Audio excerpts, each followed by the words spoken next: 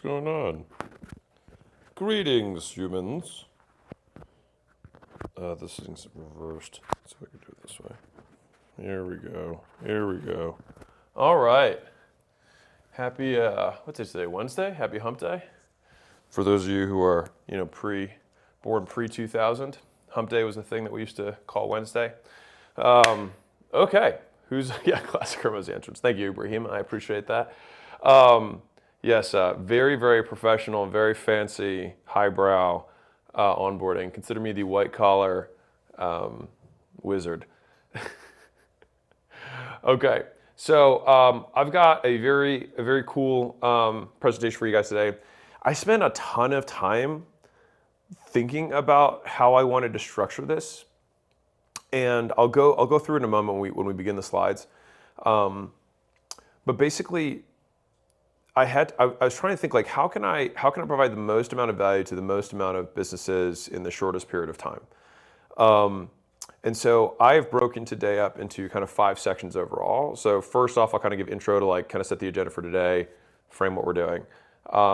Second, I'll explain how like AI from an advice giving perspective, how you should think about it. The third is going to be asset mining, which is for many of you going to be one of the highest return things that you can do as a result of what we go through today. Fourth, I'll give 10 and then 4 examples of prompt and prompt chaining, which I'll get into more detail on. And then finally, I'm going to take 5 questions that are kind of zoomed out more in terms of AI strategy or AI integration within the context of business. What I wanted today not to be was let me do a build of a workflow with some automation. And the reason I didn't want to do that is because 1, the scope would be far too narrow based on the amount of time that we have. And then number 2, the amount of businesses that would be able to help would also be very small. And then number 3, the number of businesses that even have, I would say like, if we think about this like a pyramid, like basics or level 1 or level 2 levels of AI implemented in their business is actually surprisingly small.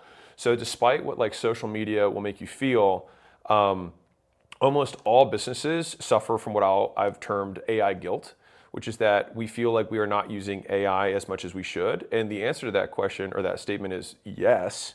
But the solution is not let's go 0 to hero in 2 hours. It's not going to happen, right? And so I want to give the highest possible return to everyone here. And I'm going to outline specifically how I'm using it on a more daily basis and within the company outside of our like development team that's making the AI. So I want to separate that. Like I'm not going to show how to develop AI products.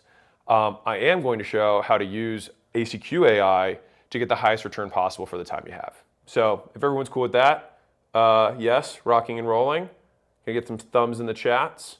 10 out of 10 thumbs up, many thumbs preferred. Okay. Let's roll. Let's rock. Okay, so welcome to ACQ AI onboarding. So the objective today is the best thing that I can do is either give you more time back forever so that the time you spend here with me today pays for itself, right? So it's like if you spend 2 hours one time and then that 2 hours gives you 2 hours every week, what a great return. Can you imagine? If somebody could buy me 2 hours a week for 1 2-hour investment, it's the best thing I could possibly give you. The second thing is ideally to show you how to use assets to make more money that you didn't have time to make on your own. And so 1 and 2 are relatively related, but I figured I would translate it in a way that would make the benefit more real for us as business owners. So I define everything in terms of behavior changes. So my hope for today at the end of this is that you use ACQ AI in your business in more use cases than you currently are and get better outcomes than you currently are or have. I also want to be clear, I have a handful of disclaimers inside of here because state the facts and tell the truth is a huge part of our brand, which is, I want to be clear, what I'm not saying is that GPT, Claude, Grok, Gemini are not great. They are, and each is better at different use cases than the other. And so this is not me saying ACQ AI is the end all be all. If anything, it's kind of the opposite of that. We are just very good in one very specific use case, which is when it comes to SMB data, our output is generally higher quality. And that's because we have more specific data that we've trained it on over the last 2 years. And so this is what today is not. So this is not going to be a deep dive into all things AI. This is not going to be a long theoretical teaching workshop. And I'm not going to be tying together different third-party tools to make automated workflows. This will also not be a click-by-click screen share. I think that would be very boring, and I don't think anyone would really want to rewatch it. And I don't think we'd be able to cover that much ground if we went that deep into the weeds. And so I will do a screen share at one key part. That's probably the most important part of today. And so I will do that there, but that's because I think it'll be the highest possible return that we can do in the shortest period of time. But then beyond that, it's going to be use cases and explaining the best way to use it and get the highest return, okay? So this is what today is. So it is onboarding, aka increasing the likelihood of success using ACQ AI. This is a free bonus for everyone who uses the AI. So everybody who grabbed the AI as a result of donating books, this is just another way of me saying thank you. And my selfish intent here is that the more people who use it and use it well, the more, the stickier the product is, which is ultimately, that's my selfish intent here. But yeah, that's what this is. And so I hope my goal is that you will leave with clear next steps of things to do and specifically assets to gather, which I'll explain in a ton of detail, and how to use the AI to generate the highest quality outputs possible, okay? So here's a quick disclaimer that's a real story. Keenan, you might even be here, so if you are here, say hi in the chat. And so I originally put the screenshot of his post. It was really long, so I'll decide to just summarize it for you. He basically said, hey, I've been using the AI for a while. I want to give you guys a warning. I completely implemented one of the pieces of advice that the AI gave me. We spent 2 months implementing it, and it flopped. And he then had his TLDR next step was he started basically using our AI to pressure test other AIs back and forth, and then came up with kind of like best of all sources solutions, and then that thing ended up being really good. And so I want to make it very clear that I also have given advice that has not worked out before. And so the AI is not God. It does not know all, but it is good, right? And I think it's exceptionally good. And so at the end of the day, your decision making, the risk that you choose to take based on the resources that you choose to allocate towards specific priorities will always be the thing that you get rewarded for. And so just like taste within content will become the kind of the highest alpha. So alpha is just the difference between standard return and superior return. That gap is the alpha. And so your alpha will still be generated by your ability to judge, right? Your ability to make the call. And so to give context on this, our advisory practice uses ACQ AI to initiate and field potential solutions, and then they hone in from there based on their own context and experience, and also retrofitting it to the specific entrepreneur. And the main reason for this is that if there's one big thing that you get out of all of today is the word context, which is there's almost always missing context. So if I meet with someone in person, my ability to deliver significantly better insights is unparalleled. Now, a big part of that is because I have superior context on the person because they're sitting in front of me. And so I have a lot of pattern recognition of past entrepreneurs that I've met, different work styles, different personality types, different behavior sets that I can say, oh, if I had maybe just heard this person on the phone or just gotten this as a chat, I might have responded differently. But after meeting you, after seeing you in person, I get to see the reality of you. And here's the key. This is a big one. You can give AI as much context as humanly possible, but the true limitation, let's say you spent all of your time giving your context to AI, is it will be limited by your ability to perceive yourself. And so some of you, I'm sure, have met people in your life who perceive themselves a certain way, and everyone else around them was like, that guy is not that way. He pretends like he's this way, but he's not actually that way. And so there's this big gap between actual and perceived. And that gap, the AI, because you're inputting statements, cannot ascertain, cannot figure it out on its own. And so that will always be a gap unless you have perfect context on reality for you. Now, over time, AIs are going to get better and better, and they're going to start discounting what we say and observing more what we do, and then making their judgments on that, which is a behaviorist frame, which is fundamentally how AI is trained, which is why I'm such a big fan of AI in general, because I understand how it learns. So to close the loop on Keenan, he still continues to use it, and then 5 days after making that that post, he then was like, hey, I'm actually using this for my VSL, and he was putting in some of the outputs that ACQ AI had given him for his VSL, and he was like, this thing's awesome, right? And so I put this up here just as a quick sell for you in terms of buy-in. There's no offer here. I'm just saying buy-in is that it is not God, but it is good. And so, extreme growth after ACQ AI, you can see his numbers, blown away by the ACQ AI update, which I'll tell you about today. We had an update ship this week and one this morning. So very exciting for you guys. So we got it just in time. Sales handbook plus ACQ AI. ACQ, okay, that's not a claim. Your results will be different, but obviously Chris Williams did well. ACQ AI is so freaking cool. ACQ AI equals Alex. And at the bottom right there, you can see pages. When I searched inside for ACQ AI wins, there's 27 pages of wins inside of the community. And so I feel very confident in saying that the product is good, okay? Now, these are the operating principles that we have to work off of, which is trash in, trash out. Now, this is easy to say, harder to do in practice because we as humans tend to be lazy and we want quick, fast results. But it's one of those force multipliers where it's like if you can take 2 minutes to add context, you will get a 20-minute savings on the amount of iterations that you have to give in real time. And this is something like laziness still matters. Like we cannot get out of the work. Laziness still matters. You'll still get a force multiplier on the work, but you still have to work. You'll notice that specifically with ACQ AI, most questions you have, and this is by design, are answered with more questions. And that is because context is king, and that's something that I wanted to bake in very much into the DNA of how ACQ AI worked, because if somebody calls me and says, hey, what should I do to grow my business? I'm gonna ask 20 more questions before I can answer, right? And it should operate the same way I do or we do. This AI is only trained for one purpose, which is SMB advice and or collateral creation. And so use it for that use case. Do not ask it about your relationships. It will fail miserably. All right, don't ask it about fitness advice. It will fail miserably. As a reminder to Keenan's story, 2 heads are better than 1. So you can ask multiple LLMs for different contexts or different pieces of advice. Ours is specifically trained on all the things that we know have helped small businesses specifically that have high likelihoods of working because they've worked before in the past. Now, every situation is literally unique because you cannot relive life and that person cannot relive context. But these are patterns that we were able to recognize. So if generic advice gets you a 20% success rate, if we can get to 50, that's a massive win, all right? And so final disclaimer here is that there is nothing that ACQ AI does that other LLMs cannot do. And let me put my caveat on that. In fact, there are many things that they can do that it cannot. Ours is just going to create a higher quality output for the specific use case. Right? Those Claudes, Gemini, et cetera, they boil the ocean. We just want to boil a puddle and boil it hotter than they can.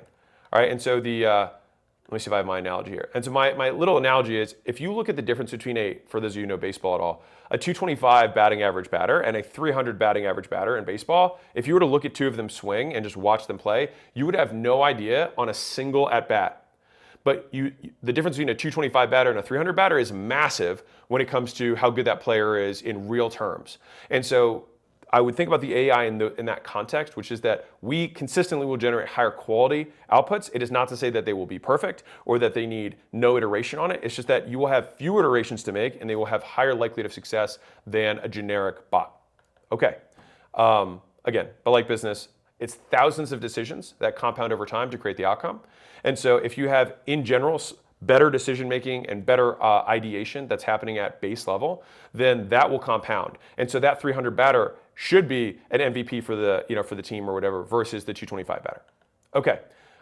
And so if you use it more, you will reap more of the benefits because a higher percentage of your decisions will be good. Great. Okay. So this is what we're going to do today. So today will be shorter than past live streams. Many of you booked or blocked 4 hours, and I know how hard 4 hours can be to come by. And so I want to encourage you to actually do this while we're doing it and within the remaining time we have today. And so I purposely am trying to make this one significantly shorter. My target is like 60 to 90 for today. We'll see how good I am at keeping that. Maybe it'll go 2 hours, but the goal is I would like everybody to have at least 2 hours on the back end so that in this block of time, which you've already portioned to do this AI stuff, you can actually get a huge amount done. And I'll show you exactly what to do to like give yourself a huge jump forward. Okay. And my goal here is that I want there to be short segments where you can just think, oh, I didn't know it could do that, or I didn't know I could use it that way. I'm going to do this from now on. Right? And so these are the 3 sections we're going to go in terms of the meat, right? So that was a little bit of the introduction. We have 3 meat sections, and then at the end, I'll answer the 5 big AI questions. So kind of meat section number 1 is foundations of good advice. Number 2 is going to be simple high ROI best practices. And then number 3 is going to be the top and most valuable use cases, okay? So please log into ACQ AI now. That would be wonderful. Is there a school group for ACQ AI too? No, we have a school group just for the people who donated 1,000 books. On the thank you page, that was my way of saying thank you, and I did 6 additional workshops, or in the process of doing 6 additional deeper workshops for everyone who's in Scale Advisory. This is just a pure gift from me to you that I did not promise, and I'm just hopefully over-delivering on. All right, so go ahead and log into ACQ AI now. I'm going to close your handbook quote. We're going to do one thing that's screen shares, and then the rest of this is not going to be screen shared, okay? Everyone sweet? Everyone good? Please do that. ai.acquisition.com. Okay, we got some people, we've got it. Why are new signups not allowed? Taha. It is because I'm looking at things within cohorts to see how we can continue to improve the product. And I don't want to muddy the data because fundamentally, like I come from the perspective of like, if I get it to work exactly the way I want it to, I will have no issue attracting customers. The last thing I want to do is attract customers and not be able to deliver. So a great little insight in terms of product creation. Okay, people are logged in, fantastic. Okay, so at the end of this section, we're gonna do some stuff together. So section 1, foundation for good advice. So all good advice, AI or human, has 3 core components to it. And I had to do a lot of thinking about this when we were creating the product, right? And this translates to you in terms of where you get advice from, but also how you give advice in general. And so the first is that you need to make sure you have aligned intentions. Like, does this person want to do me harm? Do they have no benefit when I benefit? What's sometimes difficult, especially from like friends and family, specifically friends more so even than family, is that if you succeed at something, and sometimes that means that your relative status will increase relative to your friend. And so that actually gives them adverse incentives, as in like they're actually not aligned with you to be better than them, which is why I do love the quote, like people will root for you to do well, just not better than them, right? And that's why this sometimes can be difficult. The higher up you go, the harder it is to find people who have aligned intentions, which is why I'm a big advocate of like, find a wife. Typically they have aligned intentions with you. Your bloodline typically has more aligned intentions with you. It's very hard to find aligned intentions at the highest levels. The second is industry competence. So if I'm going to get advice on, if your friends are giving you advice on what you should do with your business, do they have a big business? No, then their advice is basically useless. And then finally, do they have complete context, right? Do they know everything about you? Do they know your skills? Do they know your deficiencies? Do they know your personality? Do they know your behavior traits? Do they know all these things? So if we had somebody who had aligned intentions, had complete context, and had competence that's super high within a given domain, the likelihood that their advice is good for you right now is high. It's just that those 3 things, in general, very hard to find on their own, almost impossible sometimes to find together. And so for us, our aligned intentions is that if you make money, we make money, right? You like the product because it helps you, then we make money. That is my aligned intention. From a competence perspective, every single week we're continuing to train the AI in an unscalable fashion so that we can create a more scalable solution. So all of this is just training it on the collective pattern recognition of all the advisors at ACQ and the advisory practice that every single week are doing 50, sometimes 100 full business case analysis, which is, to be clear, not someone coming out to a workshop. This is someone getting multiple weeks of work poured in, figuring out every aspect of their business, all the measures of the business, seeing where they're constrained, seeing what we need to do to fix it, and then getting the outcome from that. And then that's the reinforcement that we're training the AI on. So that's how we're aligned. That's where the competence comes from. We provide that. That's what the ACQ AI comes with out of the box. You have to provide this, and this is the part that most people are missing, okay, which is complete context. Now, there's always going to be flaws in your context because you don't have complete ability to perceive yourself. All of us have some, we are all biased to how good we are. The average person thinks they're an above average driver, right? It doesn't really work that way. The average person thinks they're like a 7 out of 10 on the good looking scale. Same idea. That would be impossible. We got to have some real 1s and 2s out of 10s out there. Half of you, real talk, are below average. That's just math. All right, so context 101. So let me share my screen. Can my team make sure that my screen is being shared?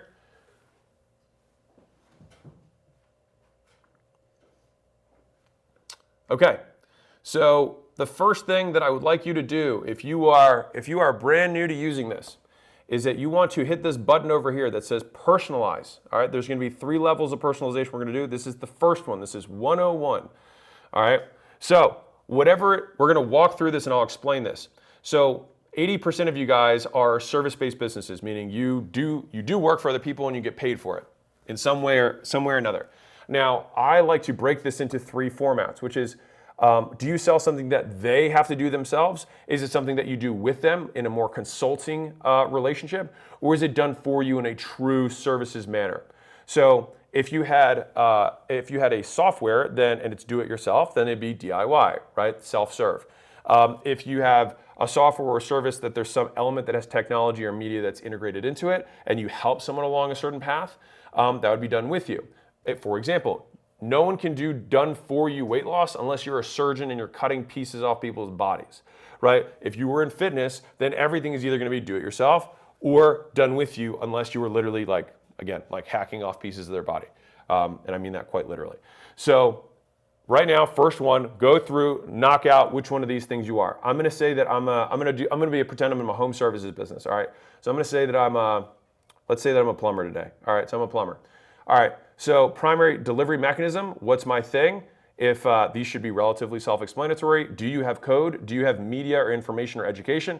Do you have services, home services, digital services, anything that services in general? Or do you sell stuff? Do you sell bits? Do you sell atoms? Sorry, not bits. Do you sell atoms? Do you sell physical stuff to people? All right, so since I'm a plumber, I'm gonna go services. All right, let's say my primary form of getting customers. How do people find out about my stuff? Is it, now you might be like, well, shoot, I'm word of mouth. I would just put warm outreach there as your primary if you're word of mouth. If you use affiliates, for example, as your primary method of getting customers, you have to chunk up a level and say, well, how do I get affiliates? You probably do cold outreach or or maybe they come in from content, or maybe you run ads to get affiliates. There's still one of these core 4 things that you do to get customers. And if you're not using, if it's not word of mouth or it's not affiliates, then it's probably one of these 4 that you're just doing directly.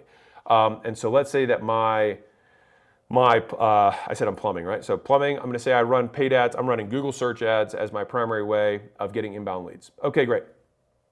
I might not have any, so I'm going to say self. I'm the one who's running these ads, not an agency. So I'm the dude doing the stuff.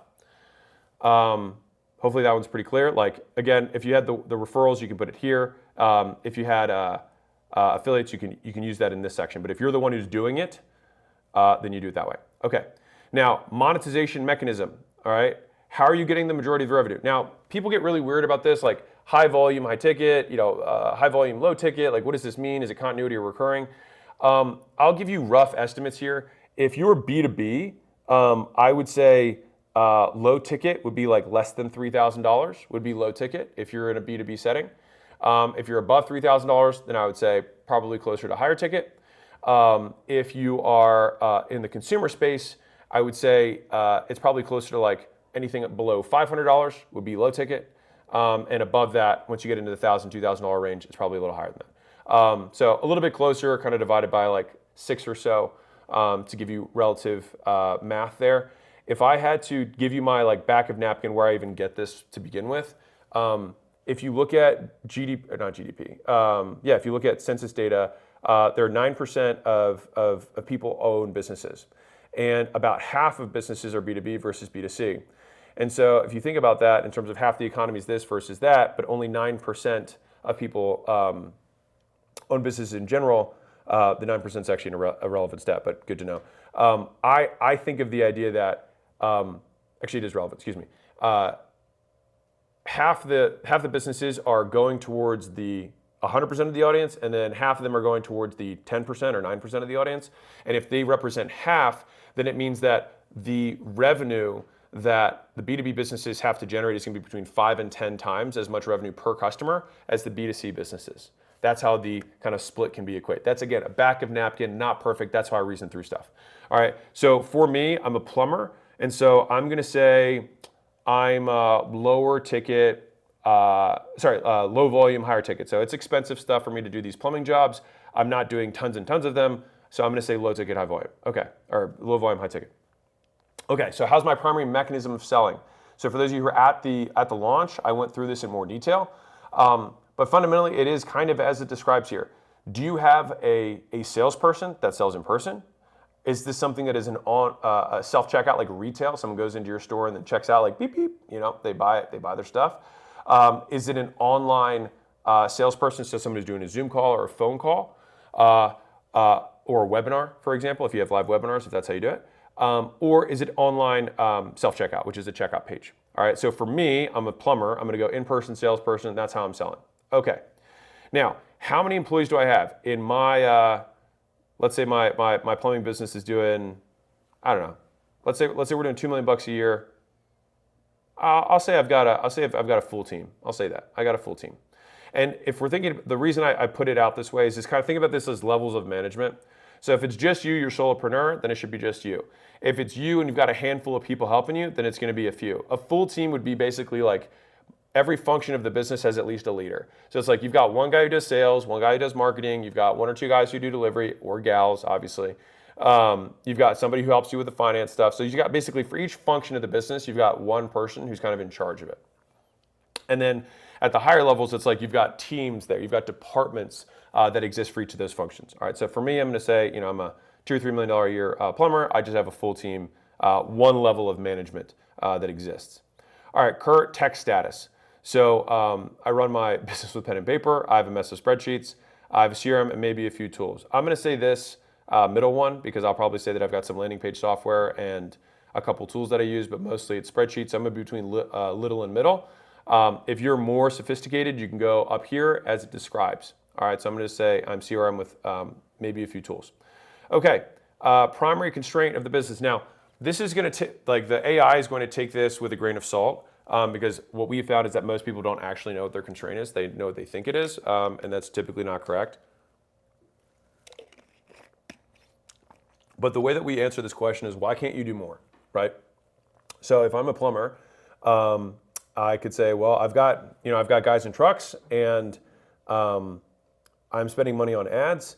If I just had cheaper leads, then I could do better. Now, is cheaper leads the issue? Is me not converting as many of the leads as I should the issue? Is me not making enough money per customer the issue? And or not having enough guys in trucks to deliver? Or am I just not as profitable so I can't spend money?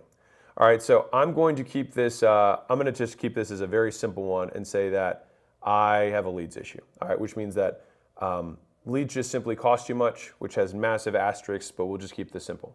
All right, so for me, my target audience would be residential homeowners with plumbing issues who don't want to solve it themselves and want someone who is reliable and can get the job done right on the first try. Anything, and we use organic plumbing materials.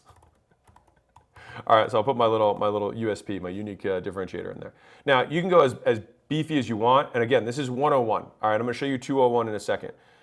Business location, I'm going to say I'm in Las Vegas, Nevada. Cool. Core offer. So this was I was doing a little thing earlier.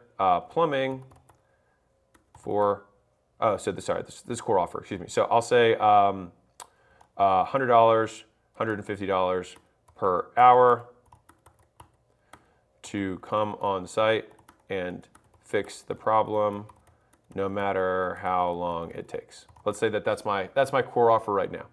All right. We'll say my revenue is, and if I'm going too fast, let me know. But hopefully this should. Is there a way to edit previously entered setup? Yes. You literally just click personalize and then just go in there and then just change it. At the end, we'll hit this save changes button and then it'll automatically upgrade or update. Now, this is kind of like the in-app knowledge base is what we're updating. Again, this is the 101. I'm going to go to 201, but I want everyone to have the 101 in place. The quality of the output that you are going to get from this 101 compared to not having this is going to be just demonstrably better. It will be significantly better. Imagine it trying to answer the question knowing nothing about what business you're in, right? It's insane. And so we have to make sure that we're judging it based on the context we're giving it. Let's say my yearly profit is $300,000. I've got 10% margins.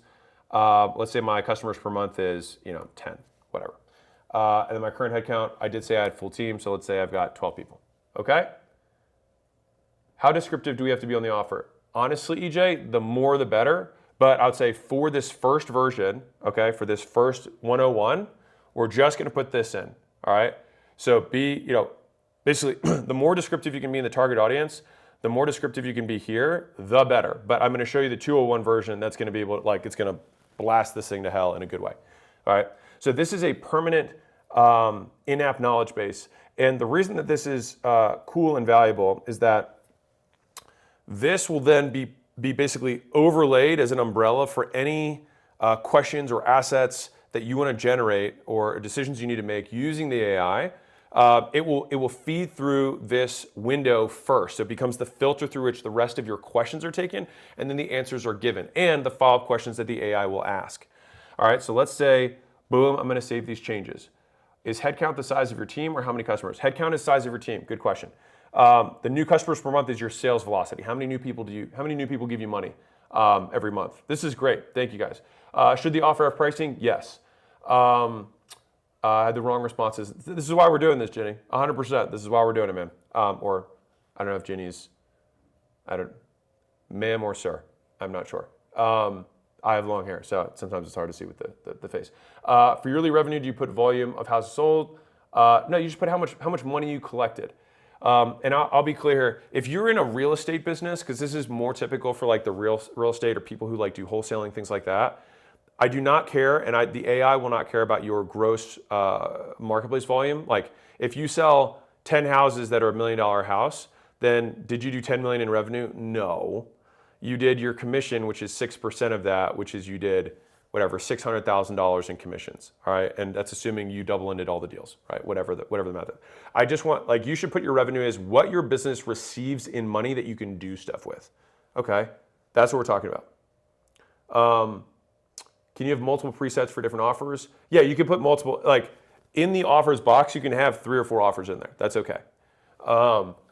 Okay, new people, what if you have the same business over and over again? Average of 1 new business per quarter. If you have the same businesses over and over again. Oh, so then you put 0.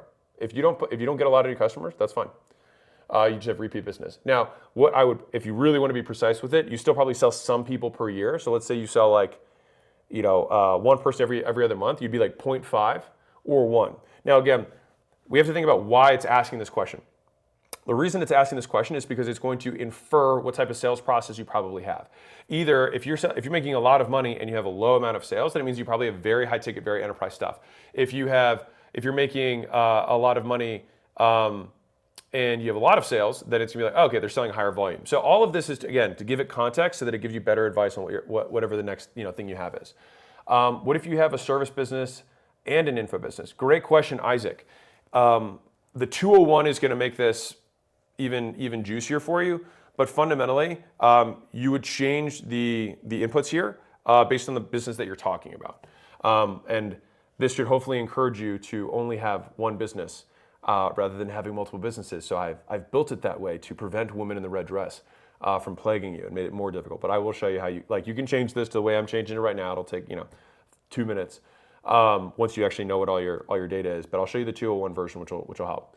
What if I'm starting and therefore don't have a tested offer? That's fine. Just put what you currently got. Looks like these fields need some sort of helper tooltip. That's a good piece of advice, Dan. Maybe we'll put a little info thing. That's a good idea. It's funny because I always think like I have made this very straightforward, but it's always straightforward to you because you're the one who made it. Yes, headcount is additional people besides you. It's not really going to matter. +1, -1 is not going to change the outputs very much. How did you set up for a coaching business? Literally, all of these things are the same. You would just, if your coaching business is more services, that like you're doing stuff for them, that would be one thing. If it is more information, as in like they get access to stuff, then I would probably just say info. Headcount, FTE versus contractors. I would say the people, like this isn't a tax code, like the IRS is not going to, well, hopefully, not going to look at your answers here. It's the people who are regularly involved in doing the work. That part around headcount will be more important for the AI around thinking through the operations of the insights that it will give. Like how do we operationalize this? What are the next steps? Who do we need buy-in from in order to be successful with whatever the thing is, right? That it tells you to do. Okay, when you're using the tool for a client, do you personalize for the client each time? Yeah, that's how we do it. And I'll show you the context 201 window momentarily, Trudy, and that'll kind of answer that question. Business consultant, how can I set up for you? That's how, and see. I use a master prompt with other agencies. It goes very deep in the entire business process, is there a way to yes. So that's what I'm going to get to next. So yes, so Justin, many of these questions that are coming in right now are actually going to be answered by 201. So if you've put in the 101 information, just go ahead and hit save changes, and then you're good. And now that reservoir has been set. And so all answers from here will be filtered through that. Okay. Now, the next thing, let me see if I can get are both of my screens up, or is it just one of them? Okay, can we switch to my slides real quick? Okay, cool. So that's context 101. If we're going context 201, which for many of you is going to answer your question, so I'm going to just go to this now. Step 1, I want you, because you still have your AI open, okay? Step 1, ask this question. Give me all the questions you'd want answered to have complete context on a business so you can give the best advice. Okay? So, ask this question. Please do that now. It will take about 30 seconds or so because it'll go reasoning and it'll go through all the different databases we have in order to get that. All right, so please do that now. And Rostislav, that might be the name of the day. Rostislav, if you're writing copy for a landing page for a different business, do you have to change personalization? Yes. That's what this context 201 will help you with. Can we add a context tab? Well, currently the personalized button is the context tab. Okay. Now,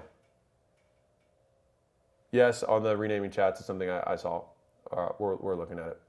Okay, please do this one, step 1. Step 2A. Once you have that output, take that. Now, some of you, most of you, I would bet, don't just use ACQ AI, which I'm cool. I'm not a jealous lover. I use other LLMs as well. Again, each LLM has different pros and cons. And so for those of you who are more experienced with this, you probably use different ones for different things. ACQ AI is specific for SMB data and insights from strategy, offers, and assets, which I'll get into. Okay, so this is key. Take all of that stuff here. Right? Take all those questions that ACQ AI gave you and then paste it in to whatever LLM you have used most often in the past. I'm going to assume that many of you have not just used ACQ AI for the last 3 years. Many of you have used other AIs in the meantime. Those AIs have some context on you. Not complete context, but they have some. So paste this in, answer all these questions based on what you know about my business, and then here's the key point. Bold any that you aren't 50% confident on, okay? So what you'll get out as an output once you paste this in with all the questions is it will answer some that it knows very confidently, and then others it'll have bolded. So for you and your time saving, you can then take that output that comes with some of them that are bold, and then only on the bold ones go in and just make sure you answer or clarify where your existing AI did not know. Yeah, LLM equals large language models. So ChatGPT, Claude, Gemini, etc. Okay? Yes. Shortcuts, very good, right? Now, if you have been under a rock, which is totally fine, some people do, like living there. I know people who live under rocks. If you don't use any LLM at all or frequently, then I would say it will be beyond the scope of right now for you to go answer all 40 of those questions. But many of you, if you answer 40 or so of the questions that it outputs for you, there's probably only 10 that actually need some clarification, and those clarifications you can probably answer in the next minute, okay? So once you have this output that has the bold, save it in a new doc, and then you can paste this into the chat when you begin new chat. So this gives you 2 layers of context with each chat. Now in the future, I'm trying to build this into the reservoir. There's some pros and cons to it. Some of you guys have already mentioned what if I'm switching things a lot. So this gives you kind of the best of both worlds, which is you've got your high level context and then you've got your more granular context. All right, so the 201 is what we're talking about right now. We'll give you granular context or give the AI granular context on the business or use case that we're talking about right now. And so it'll actually go through 2 levels of filtering in order to answer your questions. If I actually get you to do just this, you will be blown away by how much higher quality the output will be. And yes, Laura, it's 47 questions. If you were to come to acquisition.com, right, and come and get services from the advisory practice, if I just had the data that we had in Context 101, that gives me directional insight, right? I would probably want to ask a lot more questions, which is exactly what we do, which is also why the data that we have in ACQ AI is so rich, right? Great. Ta and Cole just signed a 15K client thanks to time saved in ACQ LLM. I'm happy. Glad to hear it. Okay, clarification. Yes to change everything in bold. Yes, correct. You want to everything that's in bold. You don't have to change it. It'll give you answers, and if it is correct, leave it. If it's not correct, tweak it. That's the whole idea. So this is a great way, by the way, for you guys in general. If you want to use LLMs to answer things for you, just give it a confidence level of like, hey, if you're below 50% or below 80% or whatever it is, bold it. Now, if you do below 80, then it might bold everything, and that's kind of a pain in the ass. So I just did 50, and for most of you guys, that'll probably be enough that you just can answer most of it on your own pretty quickly. Okay, cool. Everyone good so far? Yes? Okay, fantastic. You guys rock. This is fun. This is actually good. I was like wondering how this was going to go, and this is going as well or better than expected. Okay, so you should get something that looks like this, right? When you ask it for what questions would you want answered. So, I mean, fundamentally, it should make sense. And these are directionally, these are kind of large to small in some way. Like, if your goal is to not grow the business, well, that's going to dramatically influence how the thing is going to answer, right? If you're like, my goal is to not work at all anymore and just have the thing continue to make money, of course the responses and answers are going to be very different than somebody who's like, I want to 10x in the next year, right? So we have to have this context in order to give better answers. And so, Luke, to your question, besides ACQ AI, honestly, in the last 7 days, I've used every LLM that's on the market. I use them all. I use them for different things. So, yeah, this is super cool. Okay, I'm glad, Candace. Good. Okay, so this is like 201, okay? So we got our 101 version. We saved that. That's going to be answered on everything. Now, the cool part about this is the first true asset that you have made. We're going to make a bunch more today, but this is the first asset that you can have. Now, I would like you to make a folder on your desktop or wherever it is that you're working from, and then have assets. So I would have one that says business context inside of that folder that says AI assets. The first one will be business context. So you give this complete context document into it, okay? We're going to create other things inside of that folder, but that's going to be the first thing we're making, all right? Yes. So you post it in the chat. No, so Justin, you'll post it basically every time you'll initiate a chat. You'll post it in there. And the reason we put it this way at the onset is actually because the reason somebody else already said in the chat is that sometimes that context will change. All right, and so I went back and forth. I may end up turning a toggle on or something in the future where it's like you can have it all permanently embedded and you never have to do it. But this kind of balanced both. So that's why I've done it this way for so far. So you'll have that doc, you'll correct it, and then you'll paste it in the window, and then you will ask whatever question, you'll give whatever prompt you're going to give, and it'll have all of that as additional context layer for your business and the responses. Okay, so do this now. And I will be clear, I would encourage you to, even with the stuff that's bolded, okay, that you're like, you haven't even corrected it yet, you can paste that in, and now we'll go for our next prompt. So everybody here today is going to have one output by the end of the day that you will use with this complete context window, all right? So big point here. You can use it and you can update it later with corrections. So if you're like, oh my God, I don't want to upload it because it's not perfect yet. Don't think that way, because you can change it later and then you can update it so it's even better. All right, but this added context, even if 50% or 70% is correct, will still give better data to the ACQ AI to work off of to give better outputs. Okay, so do this first, do this now. Take your one that has the bolded answers that some of them are confident, tweak the ones that you need to, take that, paste it in, and we should be all at the same spot. 20 out of 10 session already. Thank you, Simon, I appreciate it. All right, so that's I've tried, it'll never be perfect. Yes, thank you. For you perfectionists, for the love of God, take action. Do not wait for it to be perfect, because the reality is the advice will never be perfect either. All right, I can't give you perfect advice. No one can. But it can give you significantly better advice. Okay. So I said you have 5 minutes, but I've kind of given you this whole time to do that. So paste it in the asset, put it in there. It should be in your chat. Fantastic. Okay. Now, that was 201 context. Enzo, what folder should I add this to? I just make one folder that's called AI Assets. I'm going to talk about this a ton in like 2 slides. AI Assets, and then within that, I would just have business context, and then we're going to have other assets that we're going to generate, okay? The first one is going to be business context. You're going to paste it right in the chat, Adam.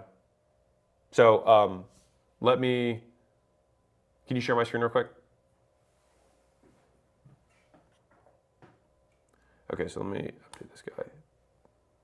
So right here, Oh, hopefully there's nothing nefarious on here. Okay, good, thank God. I'm using a teammate's laptop. I was like, this could have gotten really hairy really fast. That's what she said. Anyways, so you're gonna hit this thing that says attach files. So don't paste it in. Take this attach files and then attach the Word doc. Yeah, the new update's fire. Thank you, Kevin. Appreciate it. Well, we're getting ahead of the getting ahead of our skis. I'll talk about context through in a second. But for everyone who's not sure, you take the bolded thing, you hit the little paper clip, and you attach the file. That's all we're doing. Yeah, to a teammate. Yeah, sure, teammate. Okay, everyone good? We paste it. Like, you don't have to paste it. Just boop, attach it, and that's it. So every time, if you don't see an attachment button, just refresh. Just refresh it. Sometimes, just refresh it. And this whole thing was updated this morning. All right, so this was, we have 2 updates that launched, one this week and one this morning. All right, so the one that launched this week, I'll just tell you what it is now. I'm skipping a slide ahead, but hopefully you guys are cool with it. We added basically another level of learning inside of it, and so a bunch of the people who have been using it have noticed the quality of outputs just improved again. And so we're continuing to invest in it, and so that's good. But with this feature, we're gonna basically, you should have orders of magnitude superior outputs because 1, the base engine is stronger, and then number 2, with this added context layer for most of you, the context 201 layer where you're taking this 47 questions, answering all of them, having it in, and then that is where you're getting your questions answered from, will be disgusting. That is my goal. Yes. Fantastic. Okay. So you just hit this guy, you upload from the document section, you hit it, and you hit upload, and that is it. And then you'll say whatever you're going to put in here that will be in addition to that. Told me to stop thinking and run a play. Yes, Trudy. Good. Okay, so let's go back to my slides. All right, so that's the new update that just shipped. And so the more you give it, the more it will give you. And so Nico just posted this 5 hours ago, so this was this morning. I just saw this. Like, blown away by ACQ AI update. ACQ AI has always been strong on strategy. But recently something shifted. The quality of DMs, scripts, hooks has improved dramatically. Everything reads more natural, more precise, and more importantly, it works. I'm getting more replies, more real conversations, and more conversations with a lot of my own copy. The AI now understands my exact context, and the time between thought and execution become insanely fast.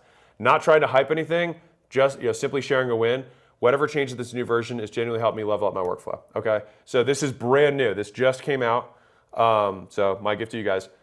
Plus the added 201 layer, which you can now implement. Okay, so you have both things that now go live today, so you guys can use it. So Yusef, anything on script generation? Yes, I will get to it. We have to do this first. Okay, cool. Everyone enjoying this so far? Yes. Okay, you had so many bolded. Yes, Natasha. The AI knows nothing. You are an enigma. You are a mystery woman to the AI. Okay, great. Thank you, Jitty. Thank you, Frank. Thanks, Matt. Okay, so the goal long term is this is like I may or may not take that big Mondo doc and add it as another thing that we can put inside of the in-app knowledge base. I'm going back and forth because of the reasons you guys said. We might beta test it on some of you guys, and then if we get good feedback, we'll roll it out. If we get bad feedback, we won't. Okay. And so I'll just fundamentally explain really quickly what this serves as is that when you have most LMs that are out there have inferences from, this is literally what it's doing to answer these questions, right? It is inferences from the past conversations you've had. All of the bold, it doesn't know, and it just guesses. And so if many of the guesses that are in there are incorrect, think about how wild this is. It's actually been giving you advice on a business that it doesn't actually know many of the things that are real about it, right? And so you shouldn't be surprised that the quality, this is of any LLM, not just ACQ AI, you shouldn't be surprised that the quality of the outputs is lower if it doesn't have the context, right? And so context gives you better outputs, and when we are deliberate about them, rather than asking them to be inferred from the messages that we've given it, it'll obviously give better outputs. But the other component of this is that with a traditional LLM, those inferences are typically weighted based on recency and relevancy.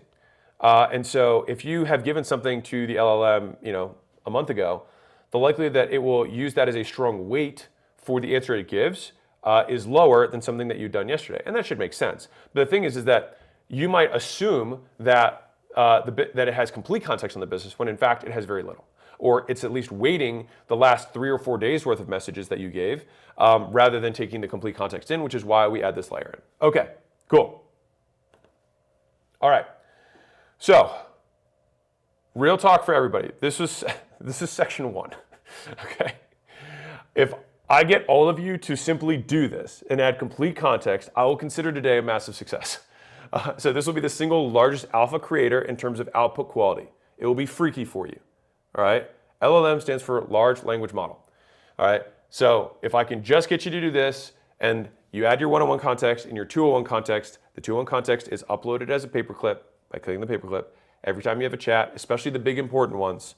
Now, having it have the big meaty one, if you're making big strategy decisions, for sure. If you want a quick thing, then the 101 context layer that's already built in is going to be fine. All right, also, the other side of adding bigger context window of why I've been like debating it is that it will slow down responses. And so that's why I've been kind of on the edge about whether it should always be there or like you kind of indicate that you want deeper consideration by adding in all the additional context with a prompt, okay? You've been officially freaked. Thank you, Trudy. Okay, so that takes us to section 2.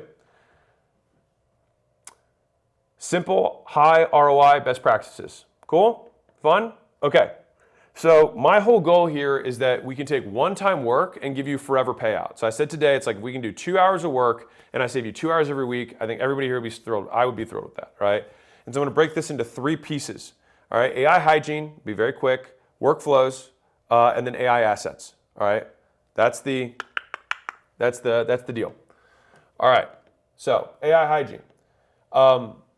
Many of you guys do not follow AI hygiene, and for some reason you don't know about this, okay?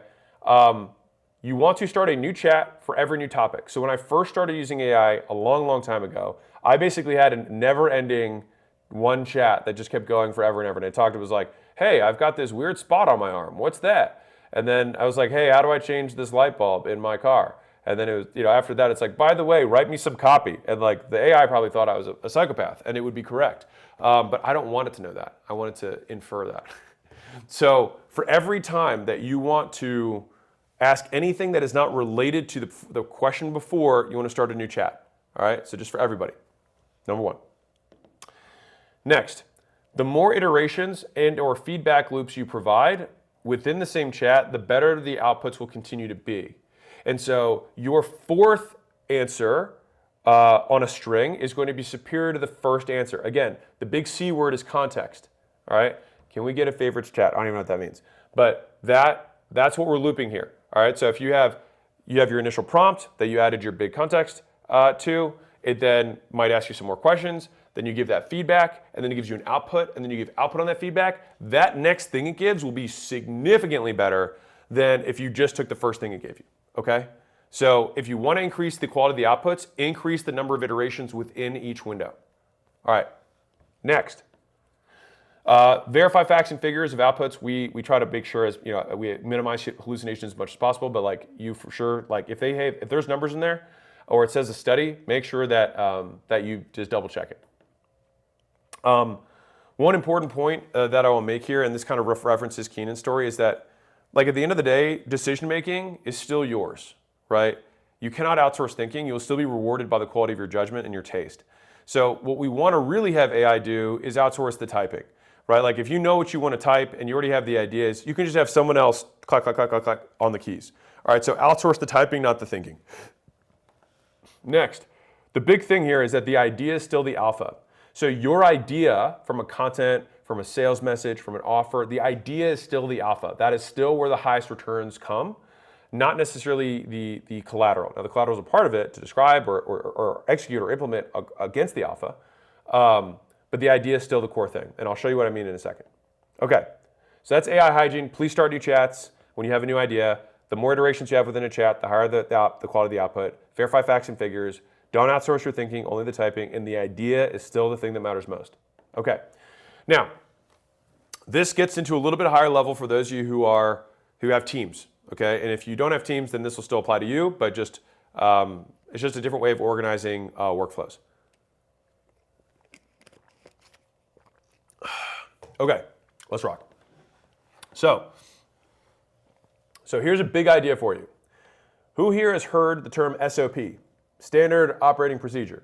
Who has heard SOP before? Give me an SOP in the chat if you've heard of SOP. Okay?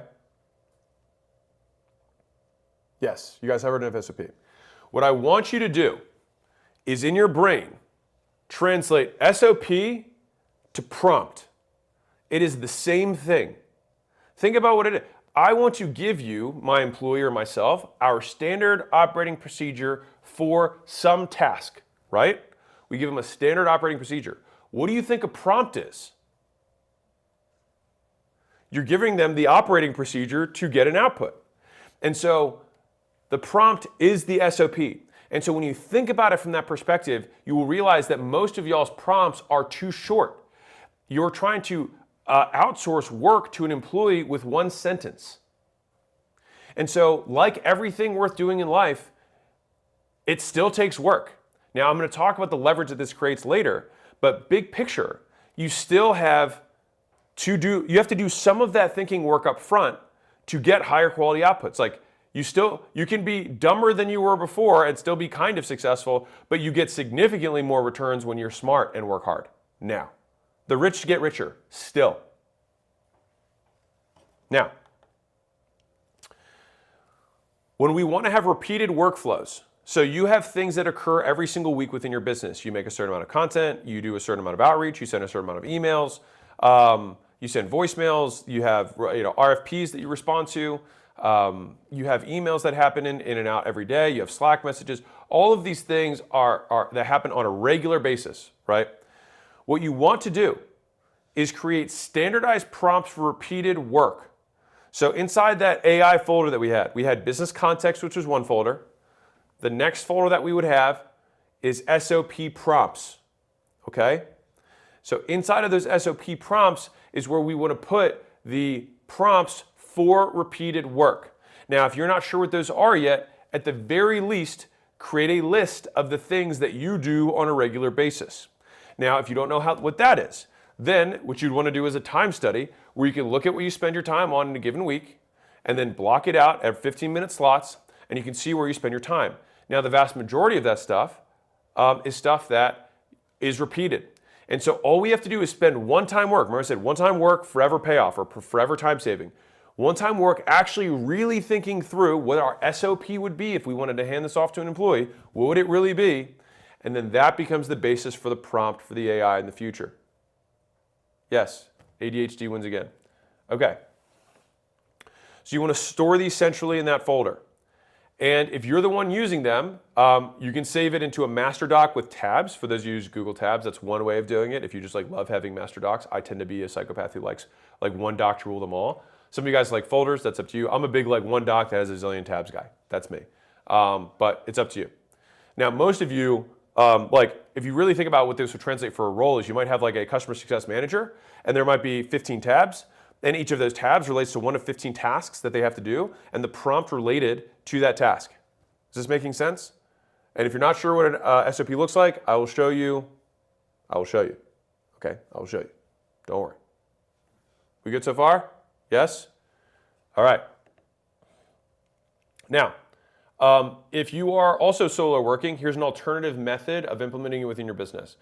If you have repeated calendar blocks, so if you're somebody who does time blocking, which I'm a big advocate of, which is you block your calendar for when you're going to do work, you can put the prompt inside of the calendar block so that when you see it on your calendar, the prompt is already there and you can make it a repeated event. All right, you can also do this for a new employee. You can time block their time, and inside of their calendar event is the prompt that they would use to do the work. Pretty slick, right? Okay, can I give you an example? Yes, I'll give you an example of an SOP in a second. All right, and so what you want to do is you then can train the team on using those SOPs, those prompts, rather than just saying, hey, guys, use ACQ AI, use the LLMs, right? Go use them. It's that's not helpful for somebody, just like saying, go make emails. They need more context so they can make them the way you want them to be made. And to be clear, this is just using AI like any other machine with a checklist.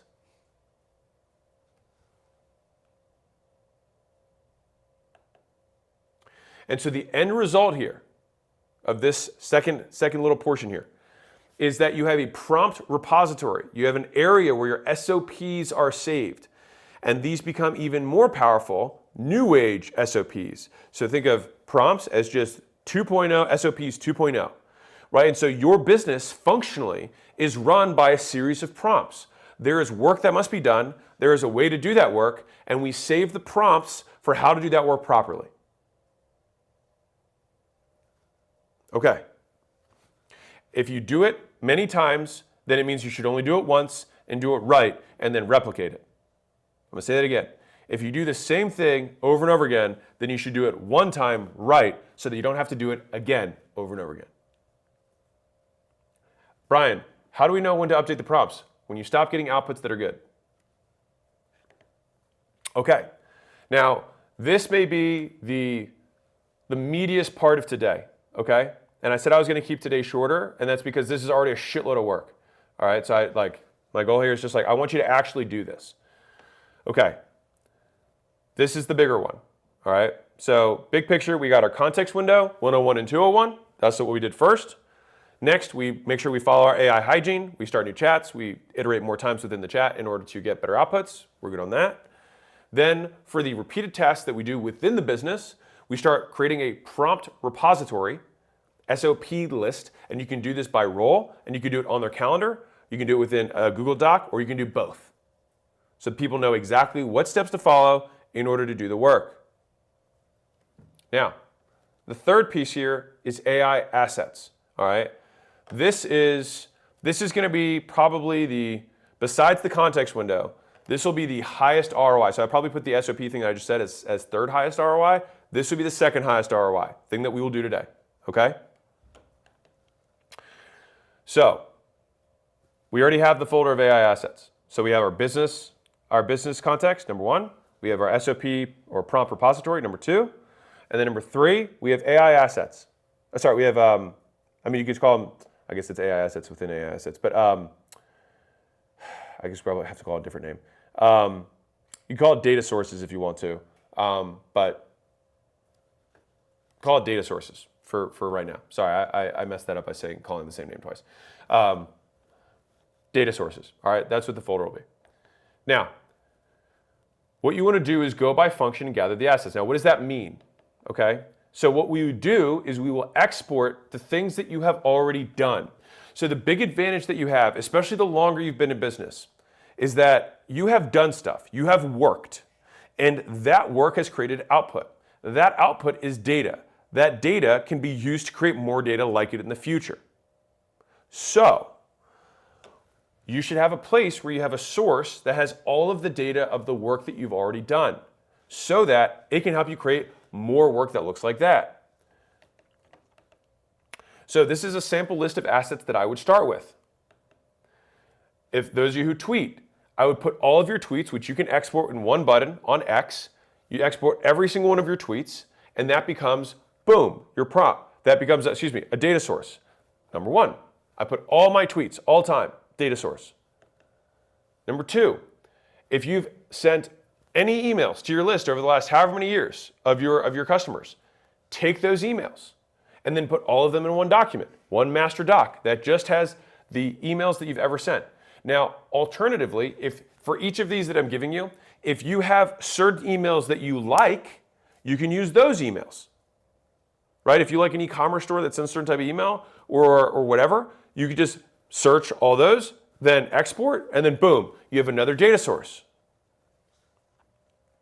By the way, the calendar prompt is not a prompt. It's just you paste in the prompt and you just put it in the description of the calendar event. So that when that person clicks the time, they can see the prompt, they can import the prompt, they can do it, they can use it. So it's not like a special thing. I'm just saying it's a different way of organizing it. Another asset that you should probably have, for those of you who have sales teams, you probably have SDRs or setters, right? You probably have those calls recorded. You already have this stuff. Take your top 10, top 100, if you want, recordings, the transcriptions of those calls, and then we want to make that another data source. Now, what I'm putting in the bold next to this as we're going through this is what you can create from these assets, right? So if I have my top 10 sets of all time transcribed, I'm going to give you the prompt momentarily that you can use to transform that into the golden standard of your SDR script. If you have your email newsletters that you've done in the past, that helps you create your future newsletters. If you have all your X posts and tweets that you've done in the past, that helps you create future X posts and tweets. If you have your top 10 closing calls recorded, this will help you create your VSLs. It'll create your emails. It'll create your follow-up, create your closer script. So what do I use for extracting transcriptions if it's in a different language than English? I mean, I don't think it matters. All the LLMs speak the same language. They're universal. They're large language models. You can speak in whatever language you want. If you have lead nurture sequences, you can export all of those things and then say, hey, this is my current lead nurture. How could I improve this? How could I make this better? Output superior versions of the lead nurture. So I'm going to keep going through these because I know that like SDR means setter, the person who qualifies leads. I'm going to keep going through these, but the big takeaway that I want everyone to have from this is that you already have these data sources. You have already done this work. And so the advantage that all of us who have done work in the past have for using AI is that you can get the AI to sound like you because you have done stuff. So I'll pause real quick. Who here in the chat has seen content on the internet and been like, this was written with AI? Just give me an eyeballs emoji. If you've seen AI content on the internet, just like words, just the words, not even the videos, just the words. Yes? Of course. Now the question is, why is it AI content? How can we tell that it looks like AI content? The reason we can tell it's AI content is because AI sounds like a melting pot of the internet. And so AI sounds like the internet. And so so AI doesn't sound like AI. AI sounds like us if we had no personality. And so if you want the AI to have a tone, have a pattern of speaking, have a certain cadence that it communicates in, the advantage that you have, all of us who have actually done work, is that you can use the work you did and say, don't sound like you, sound like this. And that it will use that in pattern match to create the output that you want. And so AI doesn't, like if people, like 'cause I hear this a lot, like AI can only make stuff that sounds like AI. No, AI sounds like AI if you give it no context. You have given no asset, no data source to work off of. Then it's just going to fabricate from the large data set that it has, which is the internet. And so that's why these filters, that's why we start with these contexts up front so that it can know what pattern to match with the outputs. But wait, there's more. Thank you, Lee. Okay, and so for each of these that I'm showing you here, you've got the data source, and then we've got the thing that we can create from the data source. And I'll show you the prompt stuff in a second, okay?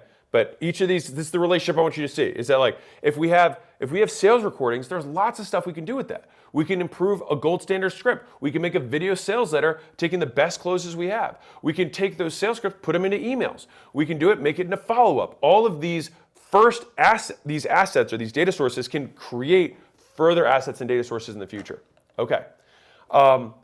If you want to help, if you're like, hey, I want to make better content, use transcripts from YouTube videos that you like. And yes, Jaime or Jamie, I'll show you how to do the tone blueprint. And it's like, we'll do that at the end. Transcripts from YouTube videos that you like, great. We take those transcripts and then we feed it in, and that gives us more videos like this. All right, and I'll show you again the more tactical ones, but I just want to give you conceptually the idea here so it can get your juices flowing. Because every single one of you right now, you guys tweet, you write emails, you have salespeople, you have VSLs, video sales letters, you have emails, you have follow-up, you make content, you make all this stuff, right? And if you're not using this to make that, then you're not using the ACQ AI to at all the same degree that you could be and getting way more out of it, okay? Product FAQs, right? That transforms into sales page copy, VSLs, follow-up, lead, long-term nurture. Customer support transcripts. So when we're thinking about this folder that we're talking about, we've got our assets, we click in, we've got our context, right? We have our SOPs and prompts for the repeated work we do in the business. And then we have the data sources that those SOPs and prompts are based off of. Are you seeing how this is all put together? if I can. Is there an overhead cam that's on? If there isn't, then don't worry about it. I can use my hands. No overhead. There's no, okay. Okay, so then pay close attention to my hands. We're going to double click on this first folder, which is your AI assets. Inside, you will have 3 folders. Folder number 1 is your business context. That is all the data that you're going to have on your business. Folder number 2 is you're going to have your prompt repository, your SOP repository. These are the prompts that dictate how you do the work you do on a regular basis in your business. These are instructions. The third folder is going to be the data sources. This is what these prompts will reference to pattern match to create outputs. All right? Does everyone get all 3 of those? Everyone with me so far? Yes. Business context, SOP repository, data sources. That's it. That's all we're doing. Your SOPs are the things you do and how you do them. The business context is what you've already done and the description of your business. And your data sources are where you are gathering, you're exporting data from things you've already done. Your tweets, your emails, your SDR recordings, your sales recordings, your existing email sequences, video transcripts, transcripts of videos you like, emails you like, right? Content you enjoy, product FAQs, reviews online, customer support transcripts, all of that stuff, all of those are data sources. Your best performing ad copy, to give you a few others. If you've got high engaging social media posts that you like or have seen from other people, keep one doc that has the post that you like the most. That rhymed. Your website copy, in and of itself, is an asset, right? It's a data source that it can pull off of, which can also give you page improvements, copy improvements, ad copy from there, emails from there. If you have blog posts or articles that you enjoy, those become data sources. SOPs and internal process. Some of you guys already have some SOPs. Great. Now, I don't know if I'm going to hit that memo system. I think I might blow someone's gasket, so I might not do that one right now. I think it's gonna melt some minds. Okay, we'll just move on to the next one. Onboarding scripts for customers or employees, right? These are all things that you have. Pitch decks and webinars, slide decks that you have. All of these, new data sources. Top performing email sequences. Guys, are you guys with me on this? You want that repository to be rich with the highest quality data you can. And the higher the quality that you curate with those sources, the higher quality the AI will pattern match to create outputs. And the more complete the context, the more specific and personalized they'll be to your business. And the more detailed the prompt, the more they will follow the instructions, give you the output you want. That's how all 3 of these things work. All right? It has to know what your business is about. It has to have good data that it can base off saying this is what it looks like when it's right, and then it has to get clear instructions on exactly what you want. When you have all 3 of these things, you can put them together and make banger outputs. Okay. Damn, you people are weird. Okay. Can we unshare screens for a second and then I'll go back to the slides? Or is that break something? Unshare screens? Yeah. No, unshare, just me. Oh, well, yeah, you got that. Just me? Yeah. Just me now? Okay. Okay, so I said I was going to melt your guys' minds. So every big business decision that we have made at acquisition.com over the last how many years, we use something called a memo system. And a memo system is crystallized, written down documentation of a thinking process of how we are thinking through a higher stakes decision. And so everything that you have seen from, ACQ, the content cadence that we're on, the book launch, scale advisory, every subcomponent of the playbooks, all of these things, even feature sets that we're adding to ACQ AI, all of these things first exist as memos, all right? And so they're memorandums. And we do that to memorialize the thinking process so that they can be disseminated throughout the organization. And so as I'm getting a little bit ahead for some of you guys, but as your organization grows, one of the most difficult things to translate throughout the org is shared thinking, because as you get 2, 3, 4 levels of leadership away from ownership, that's when people kind of like go rogue. They start their own mini cultures within your business, mini contexts. And so if you've ever had rolled out any new change in a business, this will probably be for people who have at least one layer of management, and it wasn't rolled out by your managers or leaders well, it's typically because they did not provide adequate context. And so how do we do that? How do we operationalize context of decision making within a business? So at acquisition.com, we use memos. And so everything is memos. And that's because it forces everyone in the business to slow down and actually think about what decisions they want to make and the costs and benefits. And you have to be willing to defend your memos to other intelligent people. And because of that, you have to start anticipating what you think your naysayers and the people who might be against your ideas might say, and then start pre-solving those problems ahead of time in the memo. And so when you do this enough times, it clarifies your thinking, you get very good at thinking.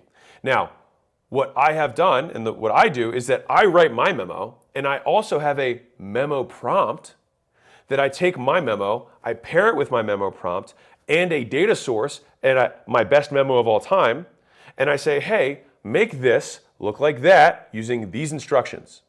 And then it outputs a cleaner version of my memo and any other questions that I did not think about that I can make my memo more complete. And so in my memo prompt, it'll have, hey, make this look like that and bring up any potential blind spots that I have that I haven't considered. Now, it might bring me 20 questions that I didn't answer. 10 of them might be irrelevant.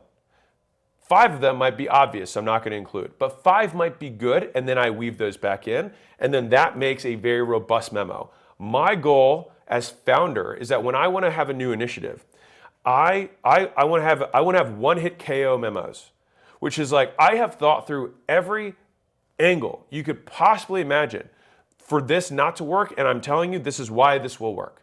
And so think about it as a real-world sales letter, except with far more details of how we're going to execute this, how we're going to implement it, to your team to sell them on your ideas. And then this becomes an artifact that you can literally track throughout the history of our company. Like anybody who's new who comes in, guess what they can do first? They read the memos because they know all the decisions that we've made, why we're making them, the context for those decisions, and they can see the direction of the company and how good we are at executing against those things. And what you'll find is the more you adopt this, the first thing that will happen is that you'll realize that a lot of the people that work for you aren't that smart. And so if you're like, man, if I try to get my team to write memos, it's like, right, that's probably because your team's not that good. And that's probably why the business isn't big, right? If your team is not capable of articulating even why they think they should make a decision, do you want those people making decisions? Right? Real. And so the memo system is one of the core heartbeats of how ACQ works and how we scale decision making across the org and how we get buy-in across all levels of the company so that everyone knows in intricate detail what the plan is for every single thing that rolls out, because we have written documentation of why this is doing this way, what the considerations were, what risks we believe, why we're willing to take those risks, and how we're willing to mitigate them.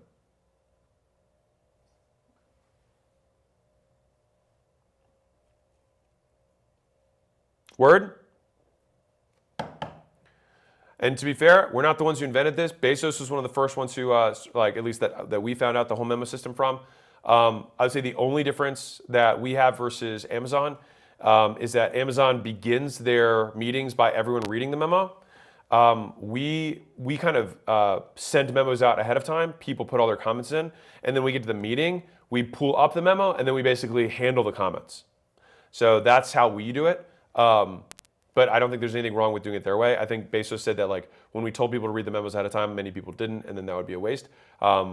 We don't have enough big memos that people aren't reading them ahead of time. So people do read them, they put comments beforehand. So that's how we do it. So I didn't want to melt minds, but I have a memo, and my memos are assets, right? They are data sources that I can create future memos from. And this also, what do you think it does? Trains the AI on how you think, how you make decisions. Okay, so those are just ideas. There's way more different things that you do inside your business that you already have or that you like to have that you can use as data sources. And so I'm going to go through these quickly. But big picture, many of these things are what many of you need. Many of you guys don't have a VSL, but should have one. Many of you need better ads, but don't have them. You need scripts for sales. You need scripts for customer success. You need scripts for setters. You need scripts for content, right? You need copy for your ads. You need copy for your landing pages. You need SOPs for how your team does work. You need to have onboarding processes. All of these things are the outputs of the business context, the rules of behavior, the prompts, and the data sources. Okay. Oops, wrong way. There we go. Here we go. So here are just a couple other things that you can put inside of your data sources. All right. Chat logs with prospects and customers. Case studies and testimonials. This would be a huge one. Training manuals and playbooks, also massive. Transcripts of coaching calls or consultations that you have with customers. Voice memos with your ideas or explanations. Product descriptions and feature lists. Company mission values and brand guidelines. Swipe files for ads, pages, and content that you guys admire. Common objections and best rebuttals for customers, right? These are all data sources. Yeah, Ryan, I'll hook you guys up at the end. I'll add something in for you guys. And so as far as ACQ AI is concerned, as long as they're less than 25 megs, which basically means just keep it in words, don't put like, pictures and stuff inside. As long as you keep it in words, just upload it that way, which I would encourage you to do anyways, because the speed and quality of AI's outputs is going to be dictated by the size of the assets that it's filtering through. And so you want to keep mostly words. That's just my preference. I've just found that I get better outputs that way. And so we kind of put that limit on there to keep it mostly like just keep words as the main thing. And if it's above that, you can put it into a generic GPT and just say, hey, summarize this, and then take the summary and then use that as the context layer. Not a big deal. And if you want, so I said we have 3 folders. If you have inside of that data source folder, you can have a separate one that just has summaries for those things. Works fine. Okay? That's it. Yeah, for the uploads, no, it's just, I think it's, I don't know the answer to that question, BWB Garage. I think the total upload, I want to say it's per chat is 25. I want to say it's per chat, not per upload. So we'll find out on that one. Okay, so the key picture here is that we're using our assets and then inputting them into ACQ AI with superior prompts to get more better assets. And so things only sound like AI when you don't have a baseline to train it on. So AI sounds like the internet, but if you train it on the work you've done, it sounds like the work you've done. Yes, I will give you guys examples. I want to walk through this first. Okay. And so these are the most common things that people are using to get outputs with ACQ AI. So people are looking for sales scripts. So right now, many of you, I know because I've talked to you guys, many of you need one or more items on this list, right? So who here, actually, what do we have? So we got 12 items on the list. Who here, say on number 1 to 12, how many of these things you know you could do better at than you are right now? You could do better on one of them, do better on 2 of them, 5 of them, all 12. Put a number 1 through 12. Of these things that are on this list, sales scripts, 12, we got a lot of 12s. Okay. That was not actually where I was going for that, but that's good to know that a lot of 12. 3, right? A lot of 12s. 5, a lot of 12s. Some 4s, some 7s, 6. Okay. UseAlan a lot. This is brilliant. Okay, cool. So the reason I bring this up is that this now gets to the crux of the issue of like what separates ACQ AI from kind of the generic AI, right? Which is that for many of you, these 12 things are the majority of how you make money, right? You make content, you run ads, you do outreach with words and videos and media. And then those people become engaged leads. And then you give them more information via sales scripts and video sales letters and webinars. And then with that extra information, they then make an informed decision and then purchase your stuff. And then after that, they get more information from you in some way, right? And so it's not that do you have this or not have it, it's how much do you have and how good is it? And this is why the difference between a 225 batter and a 300 batter is such an important point. So the whole idea here is that we're trying to make the asset, ACQ AI, that can help improve the quality of these things as they come out based on all the things that we've trained it on. Now, this is clearly just on assets. There's obviously offer strategy, there's decision making, there's things like that that it also is trained on. But for many of you, when I look at the top use cases that you guys have, these are the big use cases you guys use it for. All right. So if many of you guys did say at least one of those things is something that you could improve on, okay? The reason this is important, why this matters, is that if more better is how you grow, this allows you to do that. You no longer have an excuse because you now have tremendous leverage. And I just found this little infographic that I thought was funny. All right, boss, leader, introvert with AI, right? I just thought it was cute. And so some of you guys asked, how do I use this? All right. How do we put out so much stuff and how do we keep the quality high?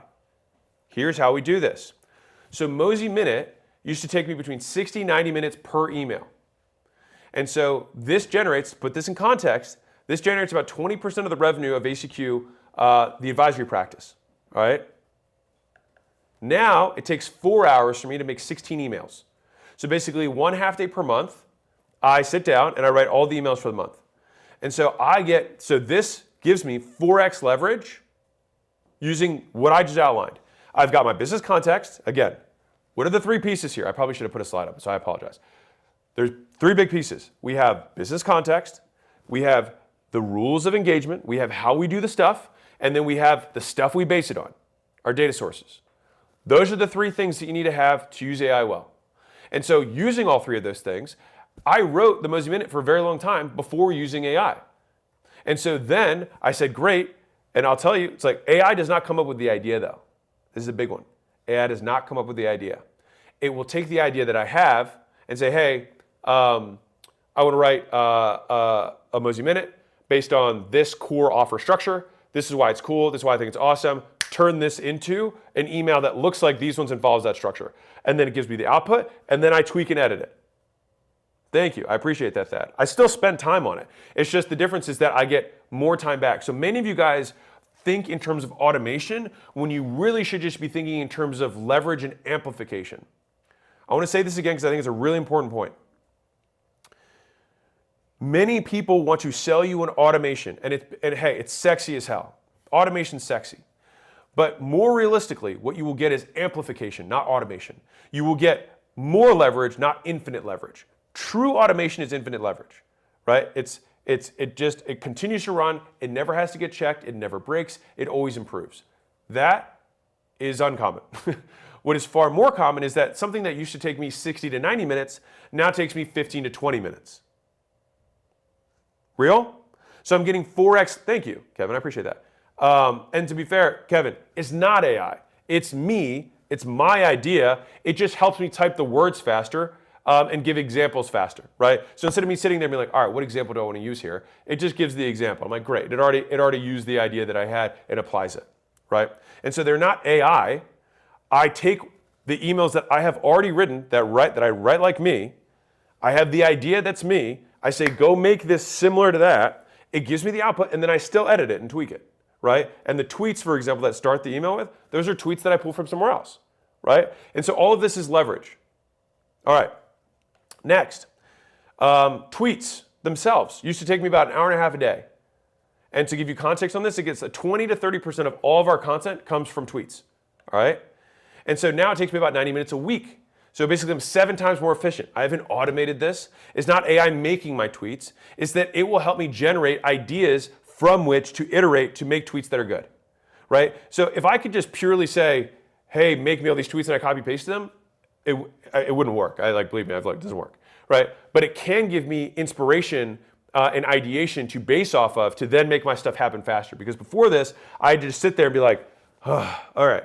And I would scroll X, I'd scroll social media, and usually I'd just wait until I felt an emotion about something, and then be like, why do I feel this way? And then I would respond to that content as my tweet, right? And technically, Stephen, no, it's not still written by AI because I'm still editing a lot of it. It would be assisted. If it's pure AI, it's different. So, which is a specific difference, by the way, from a copyright perspective. So, next is YouTube, right? So, videos used to take 2 hours for video for me, and this is like where 40% of lead flow comes from, right? So now it takes 15 minutes per video.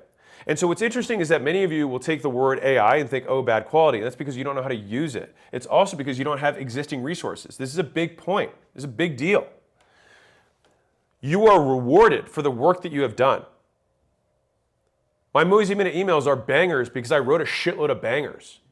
My tweets are good because I already wrote 6,000 fucking tweets before I did this.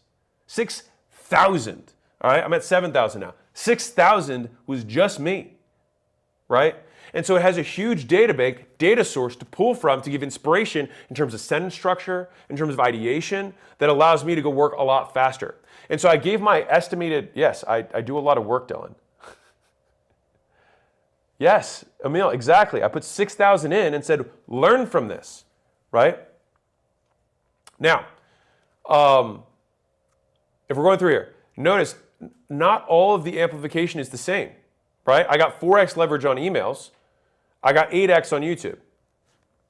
Different, right? And the key point here, big point, it's the idea. The idea is the leverage. The ultimate alpha is the idea. And so it's not going to come up with the Mozy Minute because it can't have my experience. And so I know some of the questions that I'm going to get around this are like, is AI going to replace us? Eventually, not for a while. But the main reason is that because AI cannot live in real life and cannot get real life experiences. And so those experiences are the alpha. That's the idea. That's the learnings. Those learnings, those stories, those narratives, it can then flesh out, but the core idea is yours. That is the essence of it. And so this is how I've scaled what I do. Is like I can take the core value and then I can amplify it. It's not automated, it's just amplified. You guys digging this? Is this making sense? Correct, Moritz. AI is not original yet. It's like a remixer, right? Exactly. For now, it will get better in the future. But for now, it more or less remixes. And so the idea is what I want to, okay, I can now articulate this well. What we're trying to remix is our language patterns, our sentence structure, the format of the video. I'm going to have an intro, I'm going to have 3 main points, I'm going to have stories, whatever, right? The format, the structure, that is what AI is very good at replicating. The essence of it, the core value that's being created. That sounds like pretty amorphous language for me. Fundamentally, the good shit, right, that's inside, that still is going to come from you, which is why a beginner who just tries to churn out AI content still doesn't win because they have no idea. They have no experience. They haven't done anything. And the AI can't do it for you, can't live your life for you, can't have the experience for you. So you have to do stuff, like I've always said, and then take the stuff you did and you talk about it. AI just allows you to talk about more of it faster. Yes, Rayhan. We can amplify. That's the goal here. All right. Memos used to take me at least 4 hours per memo. Now they take me probably an hour-ish, right? Maybe it's a little less than that. I don't know. Maybe I was a little aggressive on that one. Probably still takes me about an hour. So if I was 4x leverage, not 8x. Scripts for sales guys, my God, that would take me a long time. And now we can write scripts much faster for new offers, for portfolio companies, for anything, right? As we get significantly more leverage. And so I'm bringing this up for you guys to show you that, like, how do I use AI to make YouTube videos? It's going to be more structure and ideation. And then, honestly, I have a skill set, which is that I've developed over many years, which is that I can riff on topics in a way that's interesting. And I know syntax and rhetoric that people find engaging, being real. So my stuff isn't scripted, and that's what also makes it a lot easier. So for me, it's much more like what are the interesting prompts that drive response around a topic, and that is easier. So like so the way I use AI is actually to prompt me to say interesting things. Actually, that's probably the easiest way for me to say this. Like the tweets for me is that it prompts me to respond to things, which helps me ideate on interesting things to say faster. It does not say, hey, Alex, say this. Now, for scripts, yes, you can use it to create sales scripts. All right, so that's what we're going to get into next. All right, and so yes, VSLs used to take a full day, and now you can do them really quick. Okay? So, the part that many of you guys have been waiting for. So, big picture, we've broken this down into number one, we have our business context. Number two, we have our SOP repository of how we do shit. And I'm going to give you examples of this in a second. And number three, we have our data sources, right? Which is stuff that we've done in the past that it can reference to make more stuff like it. Okay. What if you're not confident about the quality of your current content? Excellent question, Casper. I will give you use cases for how to improve this. Yeah, AI uses me the way other people use AI. Yes, I get AI to prompt me. Okay, so the goal here is we use past work to make future work. So this is the overarching step process. So number one is you get assets, you separate them clearly. So what I mean by that, so let's say you got 10 sales call transcripts. You just got to make sure that each sales call is clearly delineated. Like space, space, space, star, star, star, star, star, begin second script, star, star, star, star, begin third script, star, star, star, star, begin fourth script. All right, blah, blah, blah, blah, blah, blah, as you go through. So you get your assets, you separate them clearly, and then you upload them. All right, so this is the data sources we're talking about. So you upload that, you put your little paper clip, right? You upload it, then you prompt, right? The prompt repository that I was referencing. I probably should have done step 3 instead of step 2 first, but you get the idea. Okay, so you'll notice that the best outputs come from the best inputs. And when done right, these create prompt chains. And I'll explain what this means later. So, for example, if you have a sales recording, but don't have a gold standard sales script, let me send something, hold on. Louis, can you pull something up on this screen? Can we go like back and forth between two screens? Is that possible?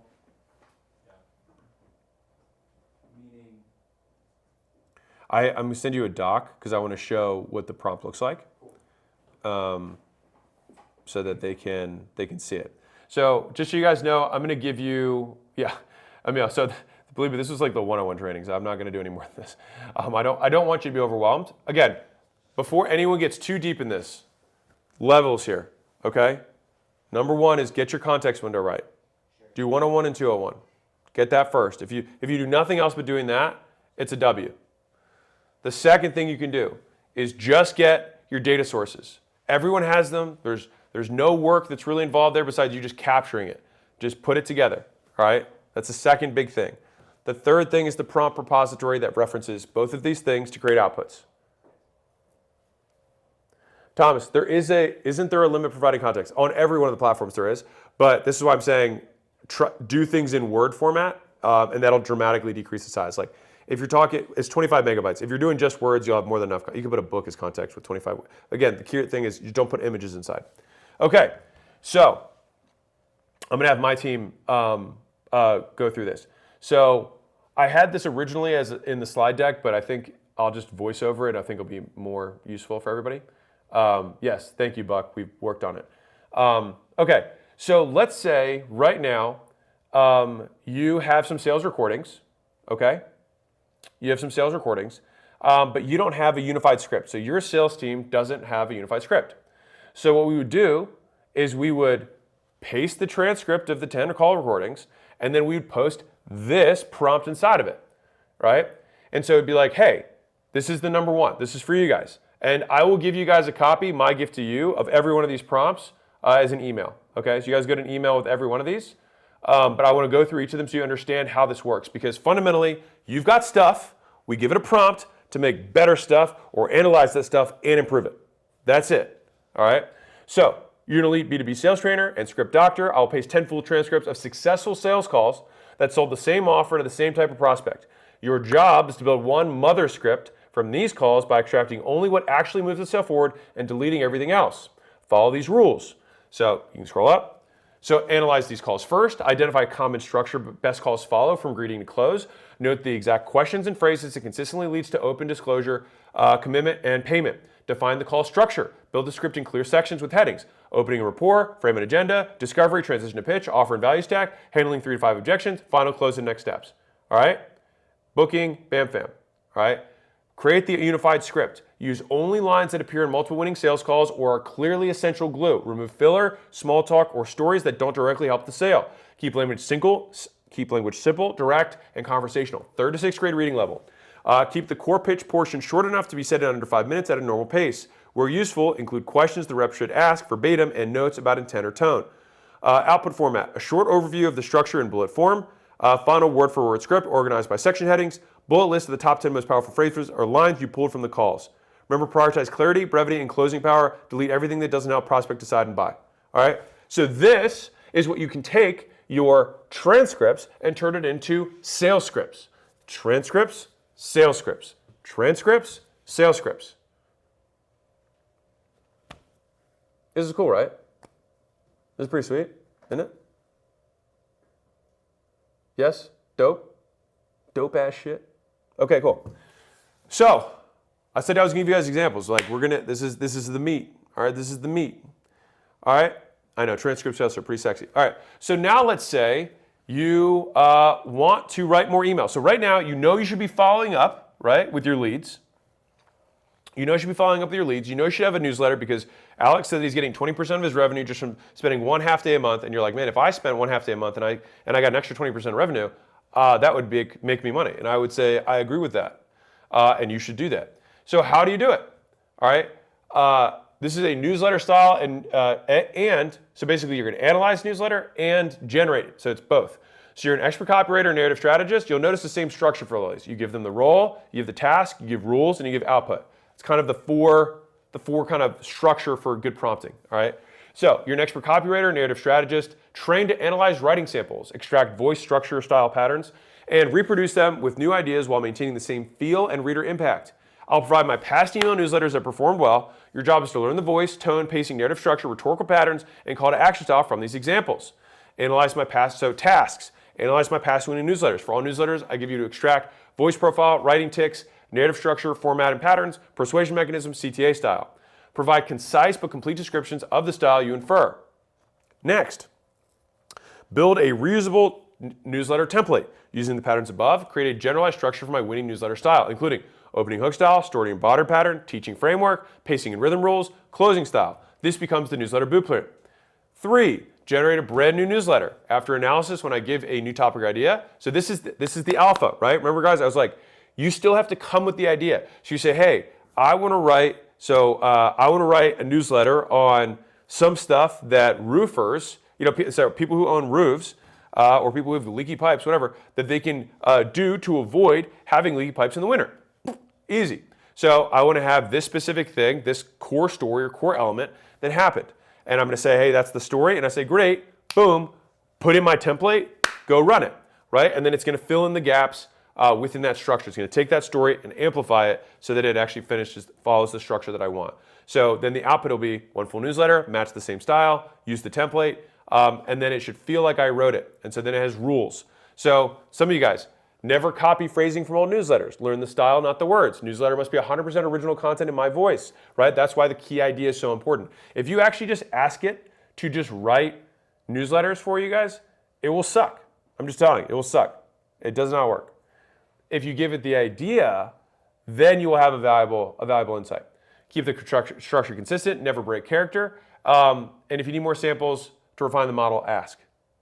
Yes, Simon, I'm going to give you all these. My gift to you. All right? And then this is output format, so you can just scroll past this. Okay, so here's another one.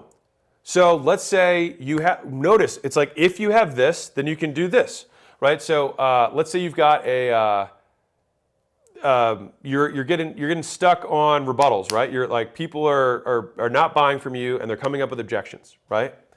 So we say, great, let's help solve this. We're going to upload our transcripts, right? And now we're just going to focus on the objections.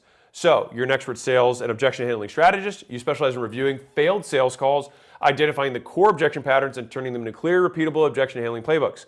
The input, I'll provide you with one or more failed sales transcripts. Each transcript may include hesitation, fill words, messy phrasing, or incomplete responses. Your job is to extract and clean the insights. Task, identify the primary objection in each call. So for each transcript I give you the primary objection, secondary objection, quote the exact lines from the transcript that signal the objection. Summarize the objection in one clean sentence. 2, propose strong objection handling sentences. So for each objection, write 3 to 5 short, powerful objection handling lines the salesperson could say next time. These must be conversational, non-confrontational, confidence building, framed around value, clarity, and reducing perceived risk, including both softening statements and direct reframes. 3, build a consolidated objection guide after processing multiple calls. Across all transcripts you analyze, create a running playbook, identify all objections that appear more than once, cluster them in the top 10 most common objections, and for each of the 10, give a clean definition of the objection, list example phrases customers say, and provide 3 to 5 objection handling lines. Provide the root cause behind the objection, fear, confusion, misalignment, timing, money, and then format the final guide in a clean way that can be copied into your training manual. Right? Okay. There's more output. I'm not going to read the output formats for you guys, but that's because then you just tell it how you want it to, deliver the thing. So you can scroll to the next one. Okay. So next one. One of you guys said earlier, I wish there was like some sort of writing style analyzer, right? This is what it looks like. So if you've written stuff anywhere, via Slack, via email, blog posts, any content you put out, you can deduce your writing style. And then you can put inputs in so it doesn't sound like AI, it'll sound like you. All right? So role is you're a world-class writing style analyst. Your job is to dissect the style of a given text so it can be reverse engineered and reused. Focus on how it's written, not what it says. I'll paste sample writing after this prompt, analyze it deeply and systematically. Number 1, high-level snapshot. So overall style summary, author persona, and then primary goals of the writing. Next, give me the voice and tone. Formal, informal, direct or indirect, conversational or authoritative. Tone shifts. Does it stay consistent or does it change? Any notable moments where tone becomes intense, emotional, humorous, serious? Relationship to the reader. Is this because it's their peers, expert, coach, storyteller, teacher, or something else? Is the voice empathetic, challenging, supportive, or confrontational? Structure and flow. Number 3, how is the text built? All right, so overall structure pattern. So is it hook, story, lesson, framework, CTA? Are there distinct sections or acts? Is there opening? Is there closing? Is there logical flows? Right, how we work through this stuff. Sentence level style. So drill into how sentences are written. So sentence length and rhythm, syntax and construction, punctuation habits, use of questions, right? Diction and word choice. We'll just scroll through this. Yeah. Is there repetition? Are there analogies? Are there metaphors? Are there rhetorical devices? Notice how much detail there's on this one. We're trying to get the true essence of the writing. Most of you guys are just saying, sound like me. We have to be specific. That's the idea. It is a machine, right? So you give it machine-like instructions. Imagine you gave this to a human. What's interesting about this is that a human would have a very hard time maintaining all this context in their mind when they're trying to write. A robot can, and that's what makes this powerful. Cool? Okay, keep scrolling for me. So style and rules, the checklist. You can keep going. And then emulation sample, and then we have the output format again.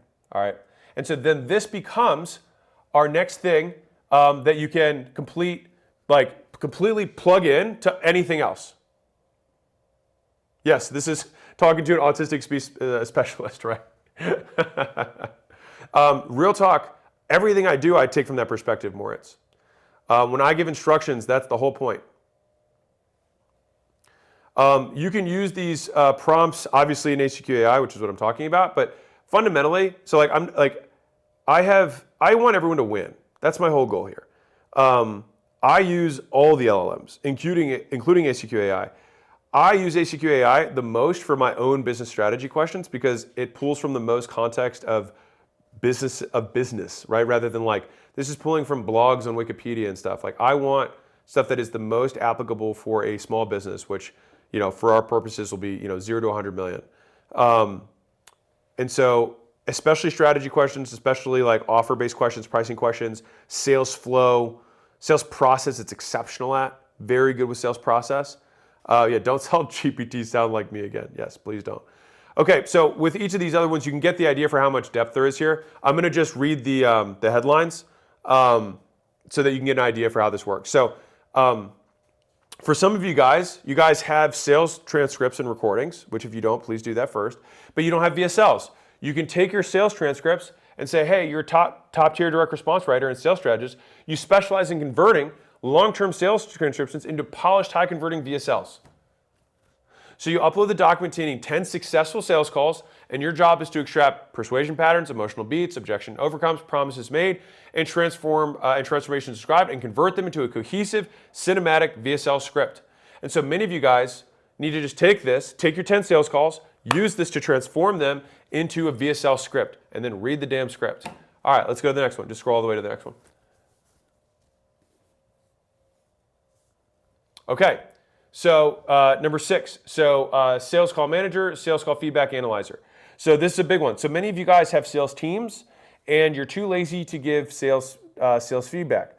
So you can have the team do one of two things. One is the sales manager, if that's you, you take their transcript, feed it in and say, hey, give feedback, give me the feedback on this sales script as though you're a master salesperson. So then when you go into your one-on-one, you can say, hey, this is what you need to work on. And then you can role play it. Now, if you need to do that for the whole team, you can do that too. Guess what else you can do? You can have the team get their own feedback on their own sales call. Or you can take your own sales script and get your own feedback from a master salesperson. Right? Okay, let's go to the next one. Okay, so if you like specific style of YouTube videos, right? You're like, I like this style, I like this structure. Take YouTube videos you like and paste it in, and then you would include what you want it to be about, and then it would pattern match to make a video that's about a new topic with your idea with that general structure and tone. Right?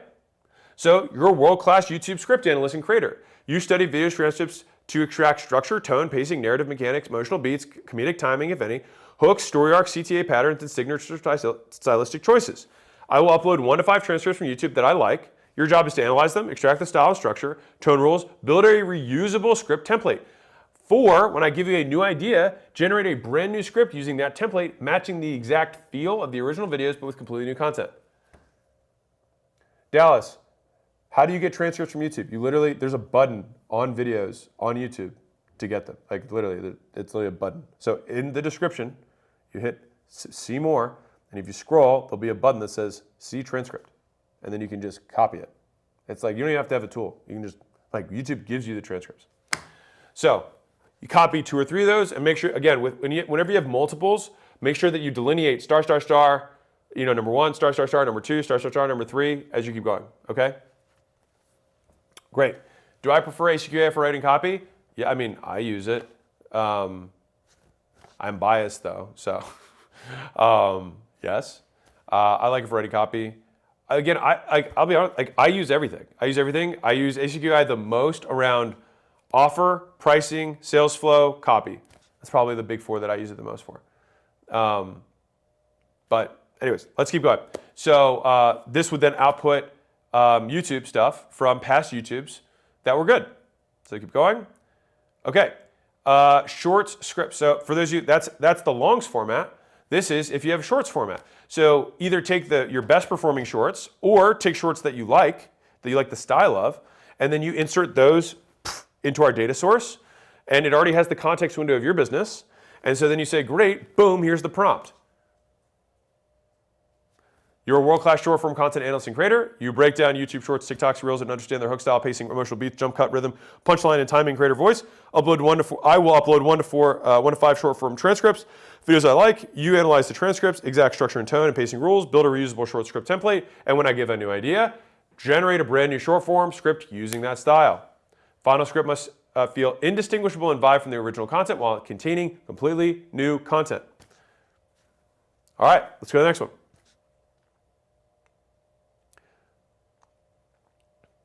I like Gemini for images. For those of you who are curious, I like Gemini and GPT for images. I use those. I use a lot for images. I use GPT a ton for like personal questions. So more like health stuff. Like if I'll give you a real story. My microwave kept getting this child lock on it. So I took a picture of it and I said, how can I remove this? And it was like, oh, this is Series E17722, here's the owner's manual. It says this is how to remove it. I was like, great. Stuff like that. I use it for those types of things.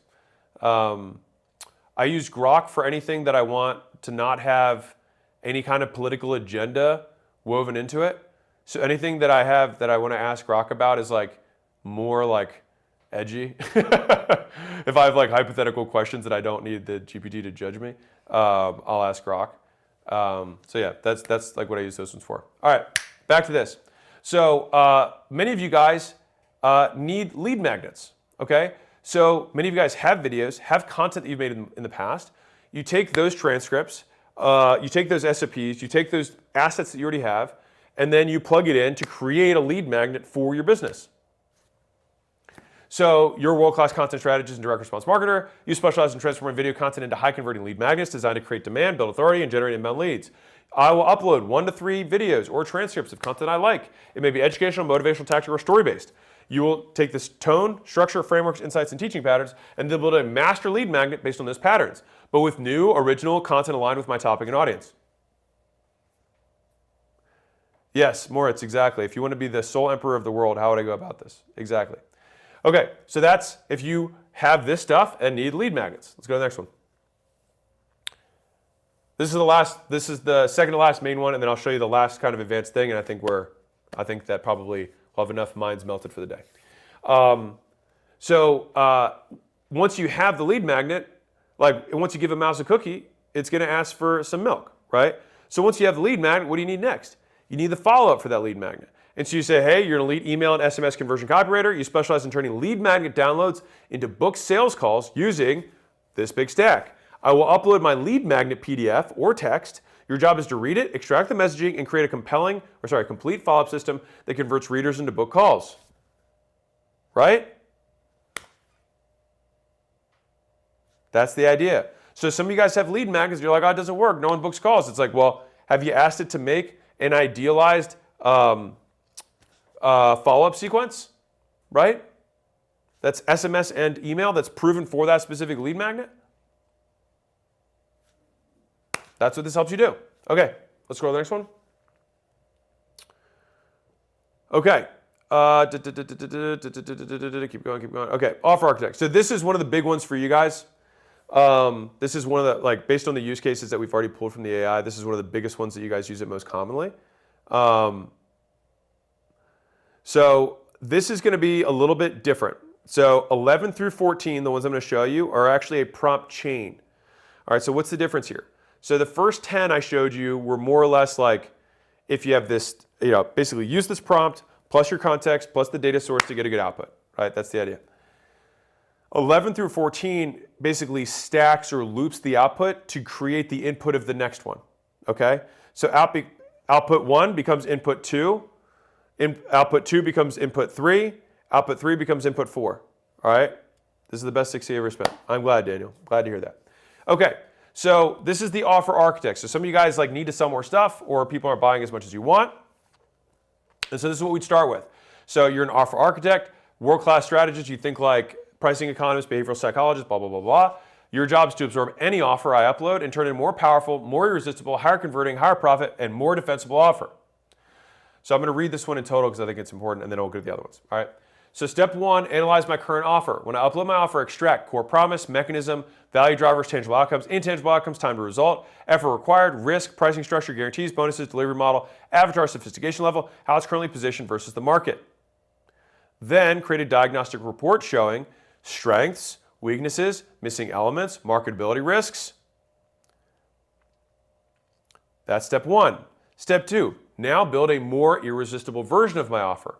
So, offer enhancements, add or improve, guarantee, bonuses, fast action incentives, delivery upgrades, reduce steps or complexity, increase time to value, increasing perceived certainty, increasing tangibility, social proof or evidence, insert recommendations. Value stack, right? I'll just gonna skip that one. Okay. Pricing architecture. Here's optimal pricing, here's our anchor pricing, middle, entry, bundles, hybrid pricing, payment plans, etc. Step 3, add upsells, downsells, or cross-sells. This is optional. Boom, boom, boom, boom, boom. Step 4, build the Grand Slam offer version. Create a completely new, re-architect version of my offer that is clear, simple, dramatically, blah, blah, blah, blah, blah. Keep going through. Include the title, one sentence promise, target avatar, primary mechanism, delivery model, what they get, line by line, bonuses, guarantees, pricing, reasoning behind the pricing. That's a key one, by the way. And CTA framing. Step 5, high converting offer positioning and messaging. So now, give the elevator pitch, headlines, risk reversal statement, mechanisms. Keep going. Step 6, now we have the output format, and we can skip the output. So is each step a new prompt? No, this is one prompt. This is the thing, is you guys are putting 2-sentence prompts in and somehow expecting it to write a book for you. Let me give the way it works. The longer the prompt, the shorter the output. The shorter the prompt, the longer the output. It's kind of like the shorter the question, the longer the answer. What's the meaning of life? Very short question, very long answer. If I said, if you are a, old, white, American, man, born in this time, married to this person. Here's a book about that person. What is that person's meaning of life? It might be a sentence. The idea is the more context you give, the more it narrows the answer. So many of you guys probably, let me know in the chat actually, if you guys get annoyed when you put a simple question in and you get like 2 pages of answers. You're like, I just needed fucking yes or no. Right? Do I ever get tired of cranking so much value? Brian, it's a great question. I don't know. I'll tell you, we'll find out by the end of the day. Yes, you guys get that. I get super annoyed too. Why do you think that is? Short prompt, long response. Long prompt, short response. That's what it is. You have to give more context so that it answers exactly what you want. It doesn't know what you want, so it just gives you a ton of answers, hoping that one of them matches. Okay? Now, remember what we just did, number 11, is that we got the new offer, right? The output was the offer. Yes? Yeah, I'm tired of it now. Thanks, baby. So we got so remember, output, input, output, input. So the output of prompt 11 was the prompt of number 12. So we now have our offer. What do we need? We need our sales page copy generator. So we say, okay, I have my offer. Now I got to write the copy. So you're a world-class copywriter who specializes in writing high-converting sales page based on a clear, structured offer. So I will paste my offer architect output, including all of these things. So we take the output and we paste it in as the input. And then scroll. We can just scroll all the way. That's fine. And then it's going to output all these portions. Now, the output of that one is going to be our sales page. And so we say, hey, with the output of our offer architect, I want you to also create my sales call script. Right?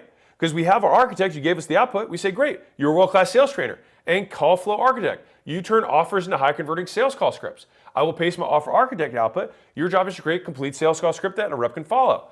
Boom, now we have our sales call script off of number 11. Yes, the chain prompt, yes. And then number 14, great, now that we have our offer and then we have our sales page and we have our call script, what else do we need? We need our VSL. So we take our offer architect again, we put the output in, and then boom, we have our VSL. And so just like that, when you can chain these together, you can build out entire marketing universes the way you want it. And the key point of all of this stuff, guys, is the 3 wheels I started this whole day with, which is we have to have the 47 questions of context around your business, right? And so you say, now I'll paste my offer, create the VSL using the structure buff, right? So whenever you see those things at the bottom, that's where you clearly separate. That's where star, star, star, star, star, and then you put the inputs, right? So all of these will work if you have wheel number 1, complete context for the business. Wheel number 2, great prompts, which is what we're saying, clear instructions to follow. And then rule number 3, the data source that it can pull from to make good quality outputs. Those are the 3 wheels of making AI work significantly better. All right? Okay, so let's go back to the future. Okay, yes. So no, go to yeah, there we go. So each of these I kind of went through them. I think you guys probably liked it better with it was more fun with the prompts. So these were just the examples. And so this is the prompt chain that we just went through. So if you have an offer that it sucks, we get the offer architect, and then 12, 13, 14. If you have a good offer, but you need sales page copy, sales script, and VSL, boom, you use those prompts, right? And so, big picture is that you need to tell people about your stuff. The problem is you don't have time to do it. This gives you the time to advertise more, better. And more better advertising will get you more better customers. And more better customers will build you a more better life. Cool? So as promised, I said I'd leave you with some time to actually do this. So actually do this. You're getting 4 to 8x leverage on the work. It's not unlimited, but it is multiplicative. You're not going to automate, but you will amplify. All right? And so I will say, people can tell the difference between truly automated work, which is why nothing I have sounds like, nothing I have sounds like AI, right? I just use it because it helps you get more. That's the game, right? The game is more now. That's the game. If you can do 10 times the work, which is the part that you guys, I think many of you guys are missing, it's like every one of you should be able to 10x your output with this and still keep your quality the same. That's the key. If you, I know a bunch of you guys are like, I love Mozi Minute. Me too. I spend time on it. I just don't spend 90 minutes like I used to. I spend like 20. Now, if some of you are like, well, he only spends 20 minutes on it now. Well, I don't know. I do Q&A things that are 5 minutes and people pay a lot of money to do stuff like that, right? And so like, I just don't have to waste my time on lower value work. So if I know what the core idea that I want to talk about is, once the core idea is there, fleshing out some of the words and the sentences and transitions and like bolding the stuff, like that stuff is a pain in the ass. It takes time. It's not valuable, right? The value's in the idea, the value's in the narrative, the value's in the story. That's the value. The value's in the experience. And that's what everyone who's watching this, you guys, you have the experience. You guys are doing stuff in the real world. You need to document that. That's what the data sources are for. We have to have these data sources so that you can have stuff that's unique, right? We want to use the AI like a workhorse, right? Use it like a workhorse, not to make your decisions for you. Cool. We'll be getting the docs. Yeah, I'll send you guys that prompt doc, so you guys can use it and just copy paste. Okay, let me see what else I have. Let me see what else I made. Final recap for everybody. So number one, create your one-on-one context layer ASAP. We did some of that together. Number two, fill in your 201 context layer ASAP. That's the doc. Answer the 47 questions. Use that when you initiate your chats. Number three, you can create an Excel sheet or a folder. I think I changed it while I was talking to you guys, but like create a folder where you have all the assets exported. That's your data sources. I changed the name to, instead of assets, to data sources, whichever one you prefer. I don't really care. And then four, create a clean version for the AI to use. That's the cleaned up. If you have 10 transcripts, like separate them, etc. And then use your brain to input your best performers to get more best performers, right? So if I could draw it, you have your context layer, you have your data sources, and then you give it instructions, which is the prompt, which you're going to get in the email, that'll tell you how to transform your stuff. All right? The end. Just win. And if you don't have sales scripts or winning newsletters, to those of you guys, if you don't have the V1 stuff, then just use stuff that you do like, and then use that as your baseline, and then you can always iterate. Yeah, Ginny, it'll take me a minute because I gotta format it and send it, but you guys will get it by tomorrow morning, okay? I'll try to do it before tomorrow morning. I'll try to do it right now, but just I'm gonna promise late, deliver early. So the SOP folder is the actual prompt. Correct. So the folder would be basically this document that I'll send you guys is many prompts, and so I just have it in one doc, but you probably have a folder that has different prompts for different series of work that you do within the business. Okay? Yeah, so I know we booked this for 4 because I wanted you guys to like actually go do this. Yes, like I said, I would do 2 hours so that hopefully you can save 2 hours or more per week. Like this, for me, saves me 10, maybe 20 hours a week. And so for you guys, it's like if you can buy half your time back, dear God, Huge? Okay, good. I'm glad you guys dug this. I wanted this to be as tactical as possible, but not like too heady. Yes, you'll get the prompts list. I'm gonna kill myself. Yes, you're gonna get the prompts list. Can you teach something about AI? Yeah, I'll just if you hear me just swinging from the ceiling, thanks. 5 hours for this. Okay, good. Yeah, guys, it's hard to find hours as an entrepreneur. We blocked 4 here because I wanted you to actually do this. If you actually do this, and so Louis, can you just take that doc, make a PDF that's like not weird, and then send it? Okay, so we're sending it right now. It usually takes like 30 minutes to an hour to send to everybody. Hopefully it'll send it quickly, but you guys will get it as soon as it travels through the ether. We've got 2 in queue. I'll take 2 calls. So this will be we're going bonus rounds, but everyone else, feel free to just keep this in the background while you're actually doing this stuff. So, oh, we got headphones? Okay. Are they on? So I'm going to answer 2 AI-related questions that we got from callers from Scale Advisory who had questions about it. So let's do it. Hello? Hey, Alex. This is Kevin Gong inside your Scale Advisory School group. What's up, stud? Really Hey, a really amazing workshop today. One of my favorite topics is AI. I wanted to ask you, in a recent MIT study, they found that over 80% of ChatGPT users experience cognitive decline. Yeah. And the theory is when you use your brain less for thinking and you outsource it to AI, your brain atrophies like a muscle. So Yeah. what's the best strategies to maximize the benefits while avoiding the cognitive debt? I think we have to have dedicated time for new work. So I prefer to use it for the repeated work. And so like my books, like the Money Models books, like I did not use AI to write that. You know what I mean? At all. And so to the same degree, like the next book that I write, like I will not, like there are things that I will use AI to assist with, and there are things that I won't. I do think though that many people will not, like it's just like going to the gym, like you have to not be lazy. And I guess like I feel like that's the only real answer is like you have to keep using your brain. And so it's like, what are the most like for me, the hardest work that I do is writing. And it's also the stuff that I enjoy the most. And so I continue to do that so that I can keep my brain sharp. And I do think that many people will be lazy and they outsource their thinking to AI. And I think that's the most valuable thing. I'd rather outsource my doing and keep the thinking to me. But I do think that it's going to be a long-term problem. I do think it's going to be a long-term problem for humanity.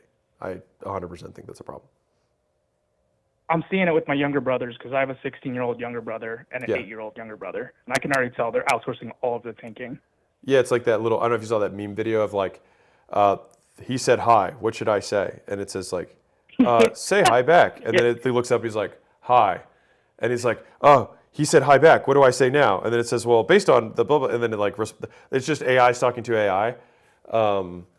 So I also think that having dedicated like timeout time for the phone is really good. So I use an app that like blocks my phone whenever I work. Like I can't do anything for like hours and hours and hours, and that's how I think like I don't think there's a hard and fast like I wish I could say here's the three step process to doing it.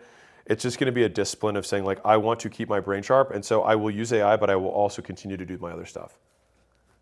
And just save the media stuff. Save the media stuff. Yeah. For your brain. Got it. Save the media stuff for the brain. Yeah. Like the repeated stuff. I mean, basically the stuff that I was bored doing anyways, I don't have to do anymore. But the stuff that I found really engaging and challenging, that's the stuff that I still want to do because I enjoy thought-provoking, either conversations or decisions. Good question, though. Thank you. Yeah, you bet. And I also wanted to ask one last thing. What behaviors or outcomes would you want to see more of in your Scale Advisory School group? If everyone could be like Kevin, then that would be the outcome that I want. Honestly, I'd say that Scale Advisory was such a success. I was so hesitant to do anything like this because I'm so afraid of something like not being great. But it's been such a W. The big thing is making sure that people just continue to share the tactical stuff, the tactical wins. And I think that's how I started the whole community was like, if everybody shares the tactical wins, then everyone will get more than they ever wanted and they'll get all their questions answered. If it becomes everyone becomes an ask hole, then it will suck. And it's been the opposite of that. Everyone's just been like giving. And so that's been like, that's what I would want more of. I will figure out ways, I'm working on ways to like have more community stuff. So I have some things in the work, but yeah, you will see. You will see them when they come. You're amazing. Thank you so much. You're amazing, Kevin. Appreciate you. Thank you. All right, rock and roll. Who we got next? I feel like I'm Fran on the Nightlife. Anyone remember Fran? Hi, Hello, how are you? I'm Angel, Trinidad. And disclaimer, during this call, I did exactly what you said in this workshop and added the 50-question context of my business and then asked it, and it's already cranked out a full game plan. Then I'm like, oh, it's already solid. So I was like, but I'm still interested in hearing what human Alex says. So my question is, as someone who has personally embraced AI and understands how valuable it could be in terms of decreasing this kind of grunt work, I'm also someone who is wary of its effects on society, and so is my team. Yeah. So like, how do I get my team to actually use AI without being like an AI dictator, like shoving it down, while keeping our information safe and staying authentic? Yeah, so a couple pieces there. So one is that you would increase the expectations of output on the team. And so when the team would push back, you'd say, well, what's taking you so long? And then they'll say this, and you say, well, let me show you a faster way to do it, right? So I think like if the standards don't increase, then there's no incentive for them to use it, because without AI, they're still achieving the minimum standard to maintain employment, right?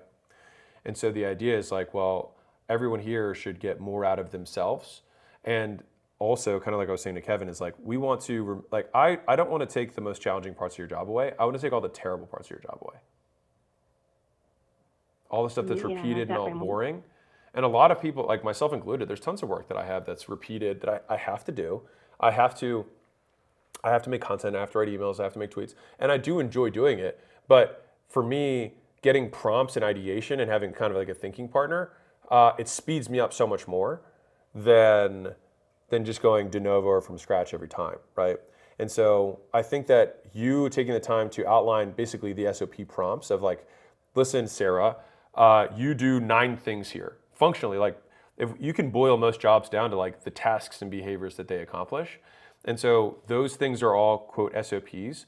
And so how much, like, and we might not be able to take all of the work, but it's like, can we take 80% or half and still give them 2x, 4x, 8x leverage? That's worth it. I think the dictator thing is like, part of it is going to be who you hire. So, you know, hiring people who in general embrace change, embrace growth, is going to be kind of like a cultural thing. So you might not be able to get everybody to switch, but you should have some people to switch over, and the people who don't want to switch over will just get replaced by people who are open to technology. It's kind of like someone saying like, well, I don't want to use the internet. We're just early to it, but it would be it'd be the same thing. Got it. How do you handle security concerns? So Like in terms of information? yeah, so you don't want to put any like sensitive information that you wouldn't want public, you know, in there. I mean, we have no intention of sharing anyone's stuff. You know what I mean? But like OpenAI, like they can pretty much like they can do whatever. Like, so just so you guys know, you guys might not know this, but I'm saying this for everybody. Like OpenAI can get subpoenaed, meaning if you're in a divorce and like a court could send OpenAI a subpoena to get your messages with OpenAI, and then they could just hand them over. And so everything you've ever messaged OpenAI could be there. And so I would encourage you guys, for those of you who are using kind of the more generic tools, to get a professional instance, which is like you get a corporate account. And then that way, that corporate account is protected, whereas the personal accounts are not. So that's like level 1 protection. Level 2 protection is like, don't put anything in there that you don't want, you know, being public. Got it. And if it's like in terms of numbers, is there any numbers that we should protect from AI, and you know, in terms of business numbers or I would be thinking more like any yeah. information? It's a good question. I'm like not as concerned as I probably should be. So I'm not a super alarmist, because I just think there's so many users, and I think they're going to use most of that information to curate advertising and offers more so than anything else. More so than more so than they're going to expose you or like use that divorce example I gave. I don't know.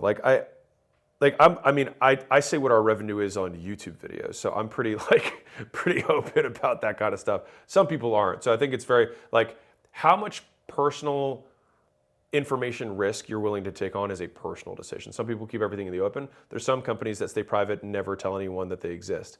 I think that's a bit of a personal decision. Got it. And I guess what other thing is like, how do you handle like the hate that people get once they sense AI, especially in graphics? I think that space is a lot harder to create content that looks authentic. Like, how are you all working with making sure that the graphics look good? You said hate? And they don't People get feel hate? so robotic. Oh. Yeah, like I think that there are a lot of artists that are just like, are really upset about how AI art is displacing and generating off of art. So I guess that like the moral implications of that? Oh, I mean, I haven't seen anyone get upset about me using, AI images to make like Instagram reels and stuff. I think anyone whose job gets threatened by technology, understandably gets upset about it. There used to be people who used to do phone connections, and then that disappeared. There used to be people who were professional typists, and that disappeared. And I'm sure they were upset about it. I mean, you're not going to get in the way of the future. Like, technology is 100 to 0 against people stopping it. So I think you just kind of like, you can gripe and you can moan, but like at the end of the day, like you're going to get steamrolled by progress. Got it. Yeah. I just Awesome. basically, Thank the TLDR is I ignore it. And like our whole goal at acquisition.com is to make real business education accessible for everyone. And for us to do that, we need to use the most cutting edge tools available so that we can get the most for what we put in. Makes sense. Appreciate you. Cool. Thank you. Appreciate Thank it. you. All right. And congrats on the immediate use case of actually answering the questions and getting the game plan. I love it. It's the gamer in me that's like, okay, I could do both of these at the same time. Good. I love it. All right. Well, we'll talk soon. Thanks. All right. Bye. See ya. Okay. Was that fun? I just saw a TikTok on exactly that. It's like the shovelers before the backhoe. The backhoe. Hate is the natural output of ignorance or fear. Embrace it or get used to it. All right, Simon, I'm glad you liked it. Who's up next? Whose line is it anyways? Hey, my name is Daniel Barnes. Daniel, what's up, man? Hey, dude. My question, which I've gone through and done the level 1, and I put in the level 2 to ChatGPT. I've got a bunch there. But my question is, how would I use acquisition AI to increase the volume of core 4 activities? I think you kind of went over this a little bit, but my messages are primarily one-to-one or one-to-many via either DM, text, or email. Yeah, so for you, where you're going to get the biggest kind of bang for a buck is going to be on the messaging itself. Like, can I improve this messaging or this message flow? And the offer structure and sales process and sequence. So what's the sales flow, sales motion? Is there things that I can inject in the process that will ultimately convert a higher percentage of people that I'm messaging and talking to? The actual work itself is beyond the scope of ACQ AI as it currently sits today. You're now talking about having multi-step third-party workflows, which is just beyond the scope of what I was going to go over. Okay. So it sounds like really where it can help me is more so in making sure that I have VSLs or other assets in between the calls or texts that then add more trust, so that way they call on a phone call or a text. Yep, 100%. Am I on the right track? No, yeah, totally. Awesome. Cool. Well, yeah, I've really enjoyed being a part of the ACQ group, so thanks for doing these. No, appreciate you, man. Really good. No, thanks, dude. Thank you. Yeah, you're welcome. All right, rock and roll.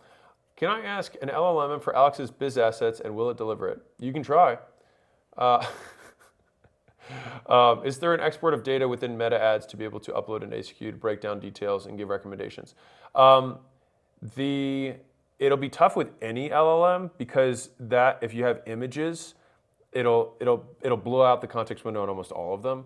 So I think it'd be better. This is where like cleaning the data is valuable, which is like take it, get the transcriptions, and then separate them, and then use that as your data source. It'll be cleaner, and ultimately like you'll get better outputs. Let's get the next one.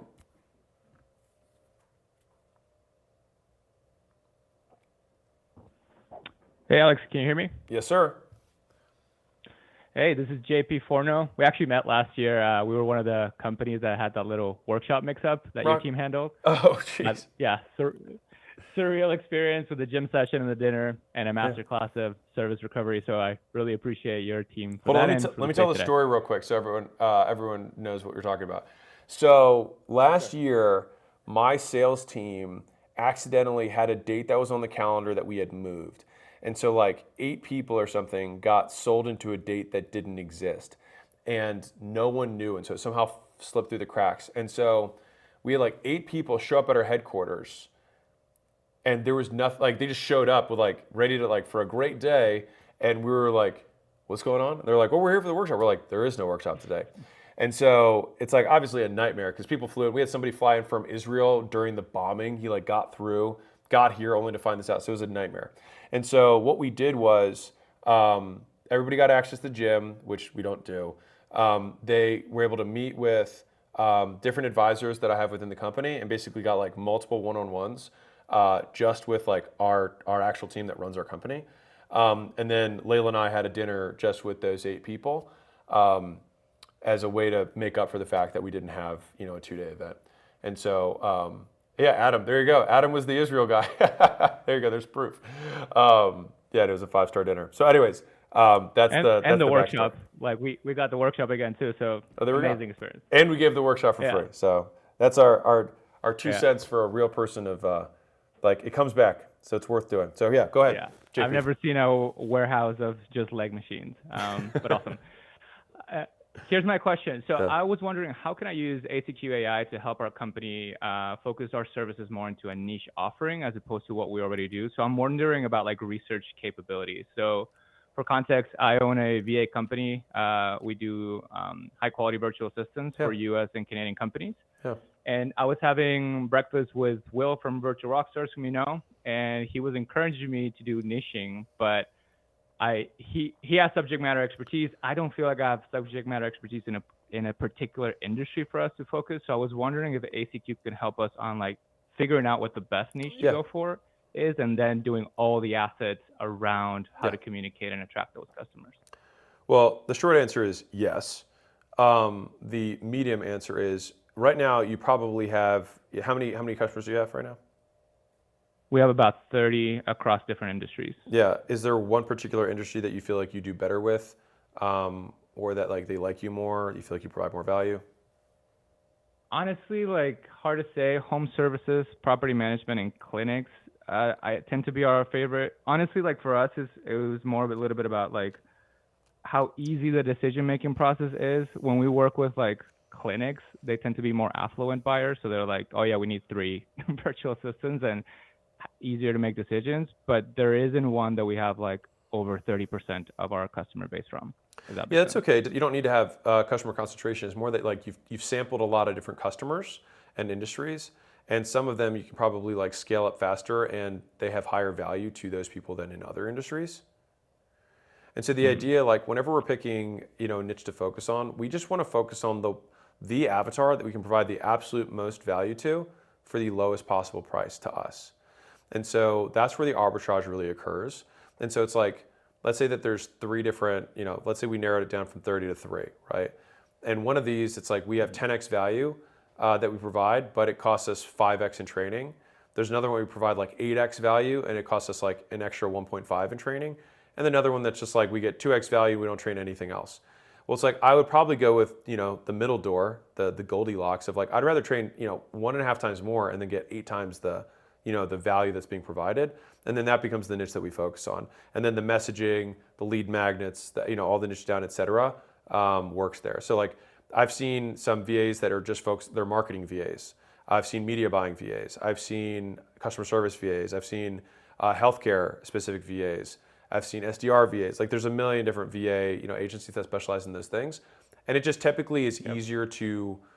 Basically, it's easier to have higher quality output of VAs because the training can be standardized, and you can provide a higher level of training out the gate, which then allows you to charge a premium for the work, which ultimately gives you better margins. And given the size of the industry that you're going after, you could, in any of those businesses, you could get to 100 million a year. Right. So are you saying, like, for example, niching not industry specific, but VA type specific? Or both? I mean, I would start with right now just like VA type specific, and then you'll quickly find that within that there'll be an industry that you can probably crush, and then like I would probably focus there. Understood. But does the ACQ AI help with like the that kind mental of exercises of like for 100%. example, like hey, like which ones have like a multiple location potential as opposed to like multiple VA hires at once? It's just going to be a prompt. Yeah. So I would probably this would be a prompt chain. So the first prompt I would have would be a prompt to give me a prompt. So I would say, hey, I'm thinking through this strategic decision of what niche I should go into. What questions would you ask me that would help you get better insight. So then I'll output questions. So then I answer all these questions. I take that and I'd reload, upload it, and say, hey, with this added context, what prompt would you give me to give you to think through and weight the top 5 niches that you think have the highest likelihood of me getting outsized returns for the effort I put in. And then boom, you put that in, and then it'll say, this is the prompt I'd use. And they say, great, send. And then you're off. Understood. So this is what I'm saying with the iterations of like question. the further deep you go, the better the output will be. Yeah, like that chaining of the prompts once they were able to get clarity on that part. Yeah, and so the follow-up there is, so one of the things that we determine is with the channel to go after paid ads, and like it's a very saturated market for the virtual space. One of the things that we decided to do was, for example, go through affiliate or channel partners like consultants, B2B coaches, marketing agencies. So whenever it is that we're using the tool to prompt like these ads and assets, should we be making content for the channel partner or for the end consumer for the channel partner to use and leverage? Does that make sense? Yes, it does make sense. So if the primary way that you're getting customers is through affiliates, then your marketing is for affiliates. The affiliates are your customers. So Alan, for example, the white label software we had that sold for agencies and then technically their customers, were on it. The advertising was only for agency owners. It was not for SMBs who ultimately use the product. Understood. Yeah, so that's more of like how I would include the prompts for the ACQ to help me develop those. They're your actual customer. Thanks, Alex. Yeah, you bet, man. Thank you, JP. Yeah, I'm glad we had our experience. Yeah, appreciate it, man. Thank you, man. All right, see ya. My lats are popping out. Thank you, Varen. I appreciate that. That's right. I'll flex later. With them gains, boom. Still got it. Boom. Okay. Next one. Let's hit it. Last one, I think. Yeah. Alex, can you hear me? Yes, sir. Yes, sir. Thank you so much for your time, man. I had a couple of small questions. So the first question that I wanted to ask you is, from all the things that a small business owner can implement with AI, what should I focus on doing first with my medical practice? Well, I have like 9 more questions from that. So like, what do you want to do? Like, what's the goal? Yeah, so there is so much stuff that you can do with AI, like semi-automation building, making more, bringing more ideas, making more content, and there is so much that you can do that I get a little bit distracted from what I actually should do. Yeah. Well, the rules of prioritization still apply, which is there is still something that you're currently not doing that you should be doing that is constraining the business, right? And so this is less of an AI question. This is a strategy question. So what is preventing you from doing more?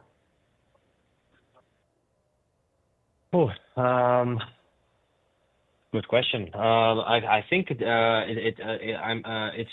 a time constraint. It's a little bit between 2 points. At one point, it's getting more leads in, but on the other side, there is so less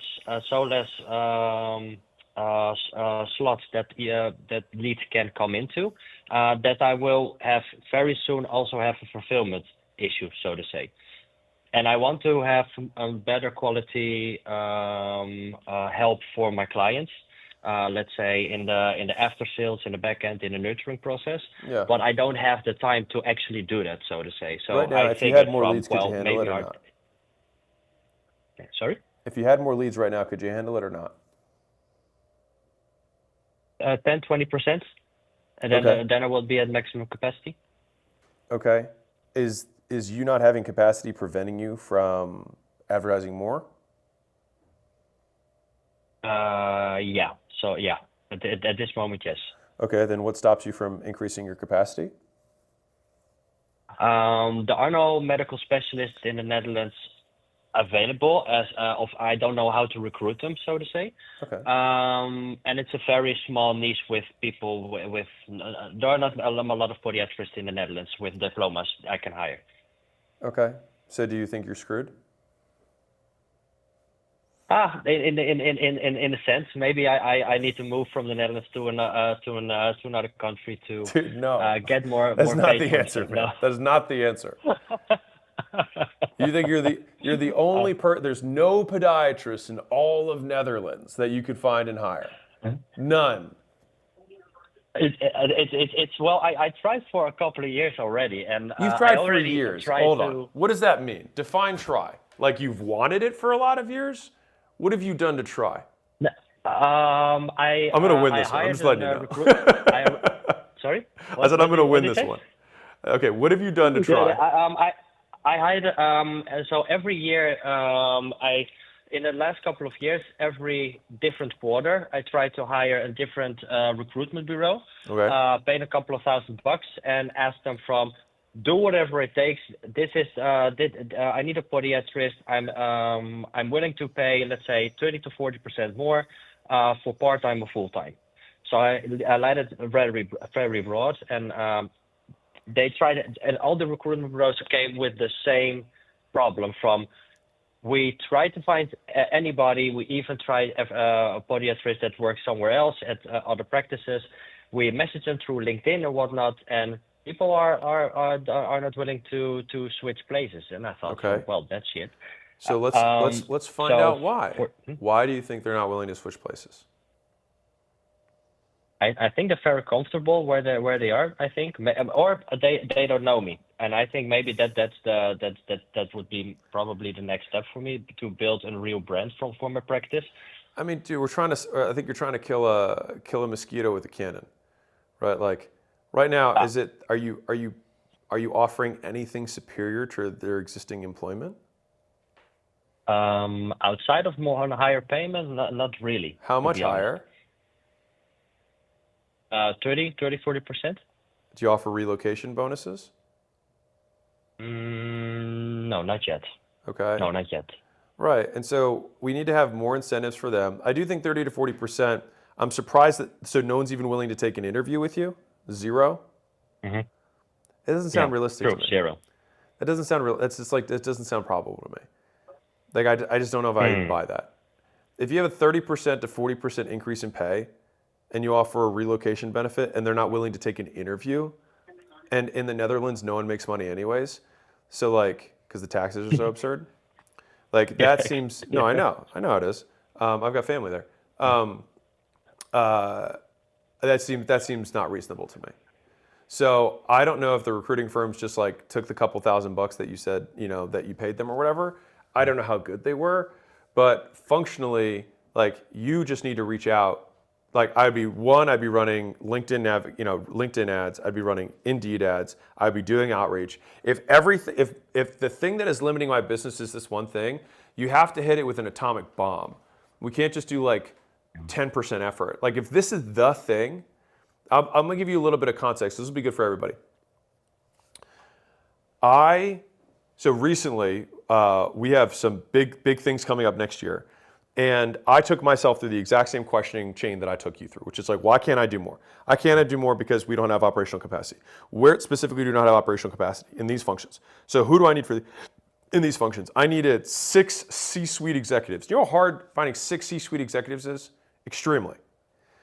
And so, but that became clear that was the thing that was limiting the business.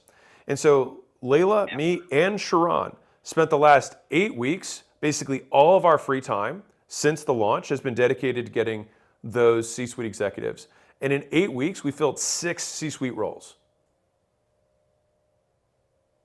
And if you think it's the brand, almost none of them knew who I was. Yeah. And so I say that to say, like, are you, like, and I will use a quote that I really like from Layla, which was, like, are you trying or are you moving mountains?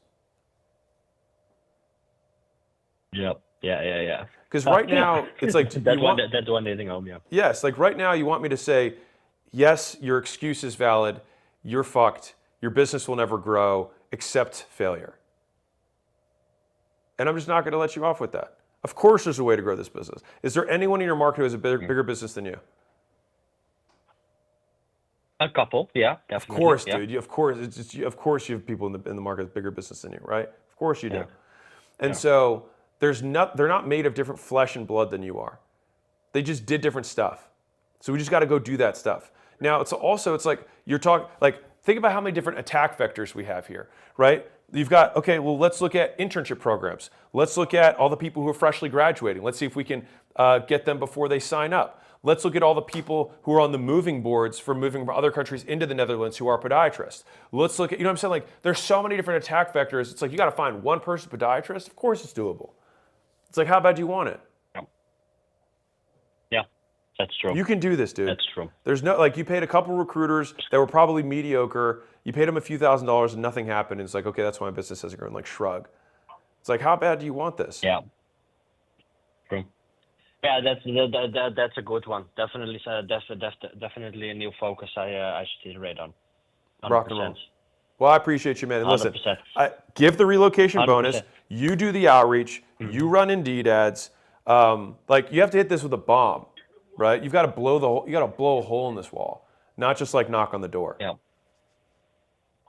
Yeah, definitely. And this isn't an Sounds AI good. question. This is a pure strategy question. Sorry? I said, yeah, and this isn't an AI question. Yeah. That's a strategy question. Yeah. So then I have a second question, and that's 100% more AI related.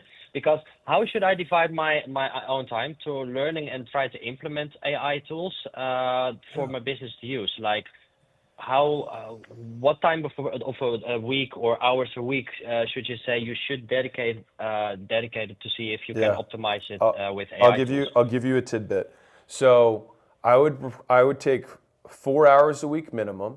That's all one block, and I would set out to eat with each block to do one thing.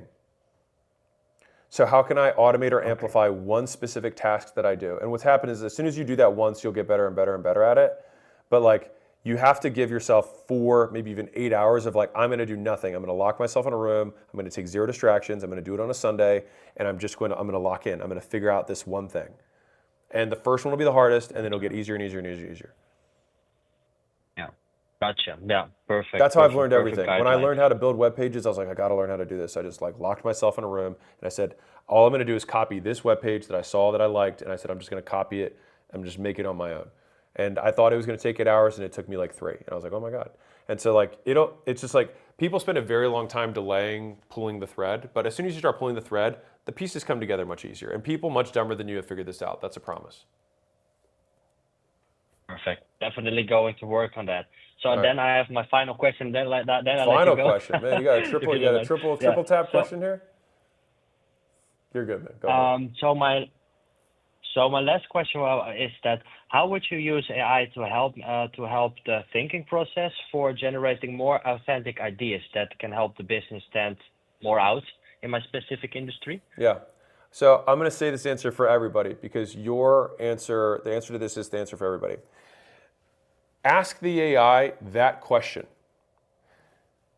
What prompt should I give you to help me in the ideation process of new business growth initiatives or whatever for my business?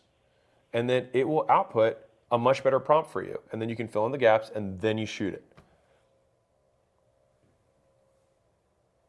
Gotcha. Cool? All right. Perfect, Alex. You're absolutely amazing, man. Thank you so much amazing. for your time, for everything that you do, man. No, you bet, dude. I Super appreciate you amazing. guys. Thank you. All right, I appreciate you. Thank you. Bye. All right. Everyone, you guys rock. With some what ups in the chat. I said I was going to do it in 2 hours. We did it. We did the whole prezzo in 2 and change. And I just took some calls because I figured, is someone on my line? We should hang up on our side. Here, I'm taking this off. Okay. Wow. So much louder without those on. I was probably shouting. So hopefully, sorry. You guys are probably getting shouts this whole time. Okay. Either way, 2 hours. Spend the rest of the time now. Big picture. Get context 101. Put in context 201 in. Get the fat 47 questions answered. Boom. That becomes the upload that you include. Have the prompts that we will send you. Lewis might have already sent it, but it'll come shortly. And then make sure the hard work that you're going to have to do that's going to be super valuable is go collect your data sources. Go get your data sources. Give yourself this big pool of all the different sources that you've created over the years. Put them in a place so that you can say, hey, AI, this is my business. This is what I've done. This is what I want you to do going forward. That's how you use it. Rock and roll. Love you all. Have an amazing hump day. Bye.